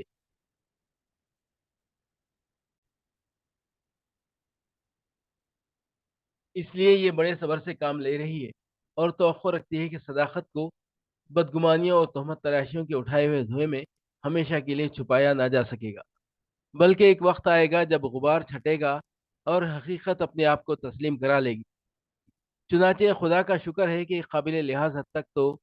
یہ توقع اس مدت میں بھی پوری ہو چکی ہے۔ جو لوگ پہلے اسے تخریبی اور مفسدانہ کارروائیوں کا مسلسل الزام دیا کرتے تھے، وہ اب اس الزام کو زبان پر لانے کی جسارت بہت کم کرتے ہیں۔ البتہ اس کے بجائے کچھ نئے اعتراضات عائد کر کے مخالفت کا فرض بھی ادا کیے جا رہے ہیں، مثلا یہ کہ اس تحریک کے نظریات قوم دشمن ہیں وغیرہ ذالک۔ مذہب کی قائدانہ صلاحیتوں کے بارے میں اس دور کی مایوسی اور بے اعتمادی کی پیدا کی ہوئی مخالفت کے جواب میں یہ دعوت اظہار حقیقت اور استدلال کا طریقہ اختیار کیے ہوئے ہے، یعنی وہ مضبوط دلائل سے اس حقیقت کو نمایاں کرتی رہتی ہے کہ اسلام ایک نظام فکر و عمل اور ایک ایسا مکمل نظام حیات ہے جس کے اندر انسانی مسائل کا سب سے بہتر اور کامیاب حل موجود ہے، اور جو انسان کو آخرت کی فلاح کے ساتھ ساتھ دنیا کی بھی جملہ کامرانیوں اور خوش بختیوں سے ہمکنار کرتا ہے۔ چنانچہ وہ ایک طویل مدت تک اپنی ان بے نظیر صلاحیتوں کا عملی مظاہرہ بھی کر چکا ہے، اور آئندہ بھی جب اسے موقع ملے گا ایسا ہی کرے گا۔ اس وقت اگر وہ انسانی زندگی کے تمدنی، معاشی، سیاسی اور اجتماعی میدانوں میں دکھائی نہیں دے رہا ہے، تو اس کی وجہ یہ بالکل نہیں ہے کہ وہ وقت کا ساتھ نہیں دے سکتا، بلکہ یہ ہے کہ یہ وقت کا ساتھ دینے کی صلاحیت نہیں رکھتا۔ ورنہ جب بھی انسان کے دل و دماغ میں پھر کبھی اتنی پاکیزگی، اتنی وسعت اور اتنی بلندی آ جائے گی کہ وہ اسلامی نظام کے اصولوں کی آفاقیت، مقاصد کی عظمت، اقدار کے حسن اور افکار کی صالحیت اور ارتقائی جوہریت سے اپنے آپ کو ہم آہنگ کر سکے، تو یہ نظام اس کے مسائل کو اس طرح کامیابی سے حل کر دے گا کہ اس کا اس وقت وہ تصور بھی نہیں کر سکتا۔ اس دعوے کے ثبوت اور اس حقیقت کے اظہار کے لیے تحریک شروع ہی سے ایسے لٹریچر کی تیاری میں لگی ہوئی ہے جو علمی طور پر یہ واضح کر دے کہ انسانی زندگی کے اہم مسائل کے بارے میں اسلام کیا اصول پیش کرتا ہے، اور ان اصولوں کی بنیاد پر یہ مسائل کس طرح خوش اسلوبی سے حل کیے جا سکتے ہیں۔ دین اور سیاست کی تفریق کے چھائے ہوئے نظریے کی بنا بھی دین اور سیاست کی تفریق کے چھائے ہوئے نظریے کی بنا پر تحریک کی جو مخالفت کی جا رہی ہے، اس کا جواب یہ نظریے کی مدلل تردید سے دے رہی ہے۔ چنانچہ اس حقیقت کو اس نے پوری طرح کھول دیا ہے کہ دوسرے مذاہب کا معاملہ چاہے جو کچھ بھی ہو، مگر اسلام میں دین سے سیاست کی علیحدگی کا کوئی تصور نہیں، اور ایک نہیں متعدد دینی حقائق اس نظریے کو کھلی ہوئی بے دینی اور گمراہی قرار دیتے ہیں۔ مثلا اللہ، دین اور خدا پرستی کے جو تصورات قرآن نے قرآن حکیم نے دیے ہیں، وہ اس چیز کو بھی جسے سیاست کہتے ہیں دین کا جزو لازم ٹھہراتے ہیں۔ اسی طرح قرآن و سنت کے احکام میں سیاسی احکام بھی اسی اہمیت اور اسی تاکید کے ساتھ موجود ہیں، جس طرح نماز، زکوٰۃ، روزے اور حج وغیرہ کے احکام موجود ہیں، اور ان کی پیروی کو بھی اسی طرح ضروری اور تقاضۂ دینداری قرار دیا گیا ہے جس طرح کے دوسرے احکام کی پیروی کو قرار دیا گیا ہے۔ پھر ان دوسرے احکام میں سے بھی بیشتر کا حال یہ ہے کہ ان کی صحیح بجاوری انہیں احکام سیاسی کی تعمیل اور ان کے نفاذ ہی پر موقوف ہے۔ اس لیے یہ کہنا کہ اسلام بھی ایک ایسا دین ہے جس کا سیاست سے کوئی تعلق نہیں، گویا روز روشن میں سورج کے وجود سے انکار کرنا ہے۔ اس نظریے کی تردید میں ان دینی نصوص اور واقعاتی شہادتوں کے علاوہ تحریک عقلی دلائل سے بھی کام لے رہی ہے، یعنی وہ لوگوں کو یہ حقیقت سمجھا رہی ہے کہ خدائے کائنات کی طرف سے آیا ہوا کوئی دین ایسا ہو ہی نہیں سکتا جو انسانی زندگی کے اہم ترین اجتماعی مسائل کے بارے میں کوئی رہنمائی نہ دیتا ہو۔ نہ خدا کے تصور سے یہ بات میل کھا سکتی ہے کہ اس نے انسان کے مادی وجود کے لیے تو اتنے وسائل مہیا فرما دیے ہوں، مگر اس کی اخلاقی اور روحانی ضرورتوں کی طرف سے بے اعتنائی اختیار کر لی ہو، اور اگر ان ضرورتوں کے بارے میں اپنی ہدایتیں عطا فرمائی بھی ہوں تو وہ صرف اس کے انفرادی مسائل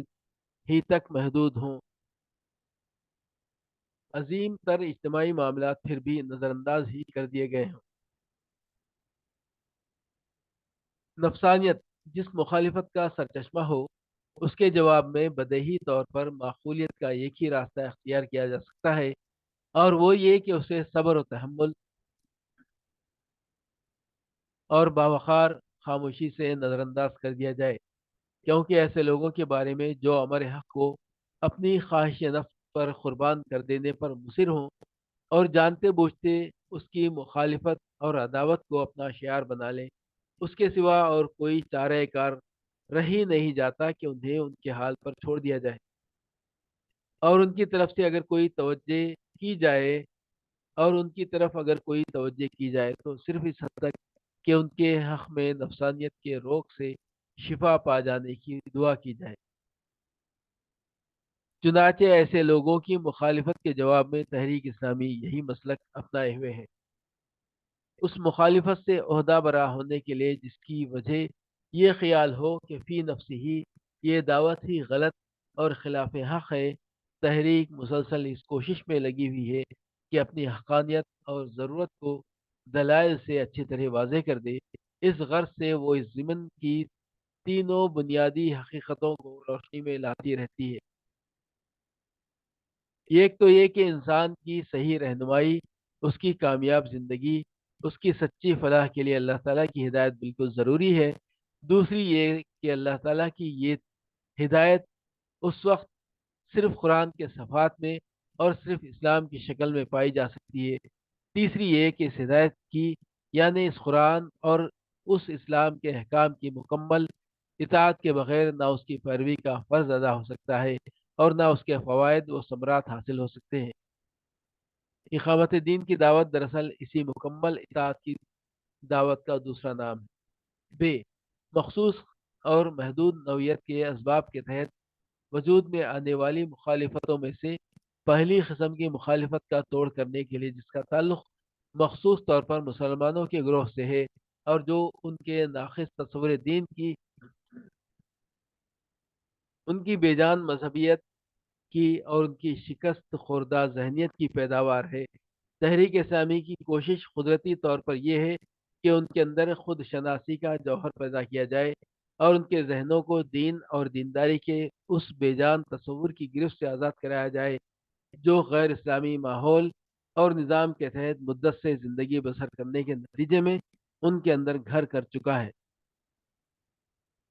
اس مقصد سے وہ ایک طرف تو دین کا وہ جامع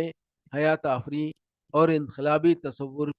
پوری تفصیل اور استدلال کے ساتھ ان کے سامنے لاتی رہتی ہے جو اسلام اور قرآن کا واقعی تصور ہے، دوسری طرف ان کے اندر سوئی ہوئی اس ایمانی حص کو بیدار کرنے کی جدوجہد میں لگی ہوئی ہے جو مومن کو کسی بھی غیر اسلامی نظام اور خدا فراموش اقتدار حکومت کے انگیز کرنے پر کبھی آمادہ ہی نہیں رہنے دے سکتی، اور جو اسے حق کی شہادت اور دین کی خدمت کے اس فریضے کے لیے یکسو کر دیا کرتی ہے جسے انجام دینے ہی کے لیے امت مسلمہ کا قیام عمل میں لایا گیا ہے۔ دوسری قسم کی مخالفت سے جو مخصوص طور پر غیر مسلموں کی طرف سے ہو رہی ہے اور جس کا اصل محرک ان کا ملی تعصب ہے، عہدہ برا ہونے کے لیے تحریک مختلف پہلوؤں سے جد و جہد کر رہی ہے۔ سب سے اہم اور بنیادی کوشش تو اس کی یہ ہے کہ ان کے اندر خالص حق پسندی کا جذبہ اور آخرت کی فکر پیدا کی جائے تاکہ وہ کسی بات کو محض اس کے اپنے ذاتی جوہر کے پیش نظر قبول یا رد کرنے کا رویہ اپنا سکیں۔ دوسری کوشش یہ کر رہی ہے کہ اسلام کی اصل حقیقت اور اصل حیثیت ان پر اچھی طرح واضح کر دی جائے، پوری تفصیل اور مؤثر دلائل کے ساتھ انہیں یہ بات ذہن نشین کرا دی جائے کہ اسلام نہ مسلمانوں کا کوئی قومی مذہب ہے اور نہ وہ کسی دوسرے آسمانی مذہب کا حریف ہے، بلکہ سارے انسانوں کے لیے ان کے معبود برحق کا بھیجا ہوا دین اور اسی سلسلہ ہدایت کی آخری کڑی ہے جس سے اللہ تعالیٰ کی رحمت نو انسانی کو ابتدائی سے نوازتی رہی ہے اور جس کے بنیادی اصول و احکام ہمیشہ ایک ہی سے رہے ہیں۔ اس وقت سابق آسمانی کتابوں کی حقیقی پیروی اور اس پیروی کا حقیقی مقصد بھی اسی قرآن اور اسلام کی پیروی پر موقوف ہے۔ اسلام کی حیثیت ہوا، پانی اور روشنی کی طرح بالکل عام، ہماگیر اور آفاقی ہے۔ جس طرح ان چیزوں پر انسان کا مادی وجود موقوف ہے اور انہیں خدا نے پوری نوع انسانی کے لیے مہیا فرما رکھا ہے، اسی طرح اسلام پر انسان کے اخلاقی اور روحانی وجود کی حقیقی زندگی موقوف ہے، اور اسے اللہ رب العالمین نے سارے انسانوں کے لیے اور ہمیشہ کے لیے نازل فرما رکھا ہے۔ اس لیے یہ جس طرح مسلمانوں کی چیز ہے اسی طرح غیر مسلموں کی بھی ہے۔ تیسری کوشش اس کی یہ ہے کہ اسلامی حکومت اور مسلم حکومت کو ایک سمجھ لینے کی غلط فہمی کا پوری قوت سے ازالہ کر دیا جائے، عقلی، شرعی اور تاریخی ہر طرح سے دلائل سے یہ حقیقت کھول دی جائے کہ اسلامی حکومت کچھ اور ہی شے ہے اور مسلم حکومت بالکل دوسری چیز۔ ان دونوں میں جوہری اور بنیادی فرق ہے۔ یہ اپنے اصول، اپنے مقاصد، اپنی اقدار، اپنے اعمال اور اپنے ثمرات، ہر چیز میں یہ ایک دوسرے سے مختلف ہے۔ اگرچہ اسلامی حکومت کے چلانے والے بھی مسلمان ہوتے ہیں اور مسلم حکومت کے چلانے والے بھی، لیکن ایک ہی فضا میں پرواز کرنے کے باوجود ان کا جہاں اور ہوتا ہے اور ان کا جہاں اور۔ اسلامی حکومت اگر اخلاقی حدود کی پابند، اللہ رب العالمین کے احکام کی پیرو اور اس زمین پر خدا کی مرضی پوری کرنے والی ہوتی ہے تو مسلم حکومت مسلمان قوم کی امنگوں کی خادم ہوا کرتی ہے۔ اسلامی حکومت کا مقصد وجود اگر حق اور انصاف کا قیام، نیکی اور معروف کا فروغ اور ناانصافی، حق تلفی، بدی اور منکر کی بے خنی ہوا کرتا ہے تو مسلم حکومت کی نظر ہر وقت مسلمانوں کے قومی مفاد پر جمی رہا کرتی ہے۔ کوئی دوسری بات اس کے سامنے صرف اس وقت آتی ہے جب یہ قومی مفاد اس کی اجازت دیتا ہے۔ اس لیے مسلم حکومت غیر مسلموں کے لیے کیا خود ایک سچے مسلمان کے لیے بھی قابل قبول نہیں ہو سکتی، جبکہ اسلامی حکومت اور اسلامی نظام وہ نعمت باردہ ہے جسے ہر خیر پسند اور سلیم الفطرت انسان کی آنکھوں کی ٹھنڈک ہونا چاہیے۔ چوتھی کوشش اس ضمن میں تحریک اسلامی کی یہ ہے کہ اس قومی کشمکش کے باقی ماندہ اثرات کا پوری طرح خاتمہ کر دیا جائے، جو تقسیم ہند سے پہلے کی سیاست کا ایک نامبارک ہتھیار رہی ہے۔ اس غرض سے یہ مسلمانوں کو خصوصیت سے اس بات کی برابر تلقین کرتی رہتی ہے کہ وہ ان تمام طور طریقوں سے دور اور ان ساری کشاکشوں، بحثوں اور مطالبوں سے بلند ہیں جن سے یہ کشمکش پیدا ہوتی ہے اور پروان چڑھتی ہے، اور ایک قوم کے مقام سے اونچے اٹھ کر ایک اصولی پارٹی کے شایع نشان طرز عمل اختیار کر لیں اور اللہ کے دین کی دعوت، شہادت اور اقامت کے نصب العین کے لیے یکسو ہو کر اپنی ساری دلچسپیاں اور سرگرمیاں اسی پر مرکوز کر دیں۔ ان کی جو بھی لڑائی ہو صرف غلط اصول اور باطل عقائد سے ہو، کفر اور جاہلیت سے ہو، شرک اور فسق سے ہو، خدا فراموشی اور دین بیزاری سے ہو، غیر حق غیر اسلام سے ہو، اسی طرح ان کی جو بھی جد و جہد ہو صرف صحیح اصول، صحیح عقائد کے لیے ہو، دین و ایمان کے لیے ہو، حسن اخلاق اور حسن عمل کے لیے ہو، خدا پرستی اور خیر و تقوی کے لیے ہو، حق اور اسلام کے لیے ہو، تاکہ ان کی قومی نوعیت کی کوئی روش دعوت اسلامی کی راہ کا روڑا نہ بن سکے۔ تیسری قسم کی مخالفت جو مخصوص طور پر ارباب حکومت کی طرف سے پیش آ رہی ہے، اپنے اندر کچھ خصوصی اہمیتیں رکھتی ہے، اور اس کے بارے میں تحریک کا طرز عمل بنیادی طور پر یہ ہے کہ معاشرے کے ان سب سے زیادہ ذمہ دار افراد پر اپنی دعوت کا گوشہ گوشہ آئینے کی طرح واضح کر دے، یہاں تک کہ وہ خود اپنی آنکھوں سے بھی اسے پوری طرح دیکھ لیں، اس کے اصول و مقاصد سے براہ راست واقف ہو جائیں، انہیں اچھی طرح معلوم ہو جائے کہ تحریک فی الواقع کیا چاہتی ہے، کیوں چاہتی ہے اور کس طرح چاہتی ہے۔ اس غرض کے لیے یہ ہر وہ کوشش اور تدبیر اختیار کرتی رہتی ہے جو اختیار کی جا سکتی ہے۔ یہ ان کے پاس اپنا دستور، اپنا پروگرام، اپنا وہ لٹریچر جو اس کے اصول و مقاصد کی وضاحت کرنے والا ہوتا ہے بھیجتی رہتی ہے، اور جب کبھی مناسب موقع ملتا ہے اس کے ذمہ دار افراد ارباب حکومت سے مل کر بالمشافہ گفتگوؤں کے ذریعے بھی اپنی دعوت کے بارے میں ان کی غلط فہمیوں یا ناواقفیتوں کو دور کرنے کا اہتمام کرتے رہتے ہیں۔ اگرچہ ان ساری کوششوں کا نتیجہ ابھی تک کچھ زیادہ کامیاب نہیں رہا ہے، اور اس بارے میں ذمہ داری اور فرض شناسی کا رویہ اپنانے کی توفیق ان لوگوں کو بہت کم مل سکی ہے، تاہم ایسا بھی نہیں ہے کہ یہ کوششیں بالکل ہی رائے گاں ثابت ہوئی ہوں۔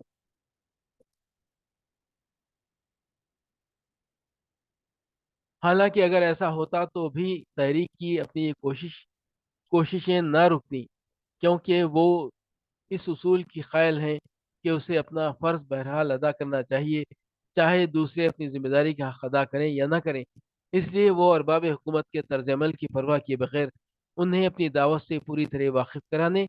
اور اپنی بات کو سمجھا دینے کی برابر کوشش کرتی رہتی ہے، اور آئندہ بھی کرتی رہے گی، خصوصاً اس لیے کہ دعوتی نقطہ نگاہ سے ان لوگوں کی اہمیت دوسروں کے مقابلے میں کہیں زیادہ ہے، کیونکہ ان کی حکومتی حیثیت کے علاوہ اپنی ایک شخصی حیثیت بھی ہے، اور اپنی اس حیثیت میں بھی وہ اس کی اسی طرح مخاطب اور مطلوب ہیں جس طرح کے دوسرا کوئی شخص ہو سکتا ہے۔ پھر وہ چونکہ سوسائٹی کے سربراہ یعنی قرآن کے لفظوں میں ملائے قوم بھی ہیں، اس لیے اصولی طور پر وہ تحریک کے مخاطب اول بھی ہیں، گویا انہیں اپنی دعوت پہنچانا اور ان پر اس کے سارے پہلوؤں کو اچھی طرح کھول دینا بیک وقت تین تین وجوہ سے ضروری ہے۔ اس وجہ سے بھی کہ وہ ملک کے صاحب امر ہیں، اس لیے تحریک اسلامی کے بارے میں انہیں کسی بے خبری یا غلط فہمی میں مبتلا نہ رہنے دینا چاہیے۔ اس وجہ سے بھی کہ معاشرے کے افراد ہونے کے باعث دوسروں کی طرح ان کو بھی دعوت لازماً پہنچنی چاہیے، اور اس وجہ سے بھی ملک کے سربراہ ملائے قوم ہونے کے باعث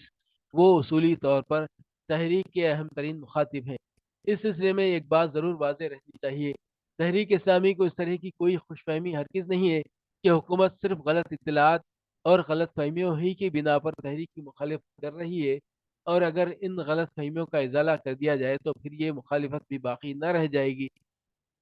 اس کے بخلاف یہ اس حقیقت کو اچھی طرح جانتی ہے کہ دوسرے لوگوں کی طرح حکومت کی بھی مخالفت کے اسباب و محرکات اور ہو سکتے ہیں، اور وہ صحیح معلومات رکھتے ہوئے بھی اس کی مخالفت کے درپے ہو سکتی ہے۔ چنانچہ جہاں کہیں اسے محسوس ہوتا ہے کہ اس جگہ مخالفت کا سبب غلط فہمی یا ناواقفیت نہیں بلکہ کوئی اور ہی چیز ہے، وہاں اس کے جواب میں بھی یہ اسی کے مناسب رویہ اختیار کرتی ہے، اور پھر ان ساری کوششوں کے باوجود بھی غالب امکان اسی بات کا سمجھتی ہے کہ حکومت کی مخالفت کسی حال میں بھی موقوف نہ ہوگی، کیونکہ جب یہ تحریک بذات خود ایک خاص اجتماعی نظام کے قیام کی خواہاں ہے اور اس کے لیے کوشاں ہے، تو موجودہ نظام اجتماعی کی گاڑی کھینچنے والی حکومت اسے فطری طور پر اپنا حریف ہی سمجھ سکتی ہے، اور ظاہر ہے کہ حریف ٹھنڈے پیٹوں برداشت کرنے کی چیز نہیں ہوا کرتا۔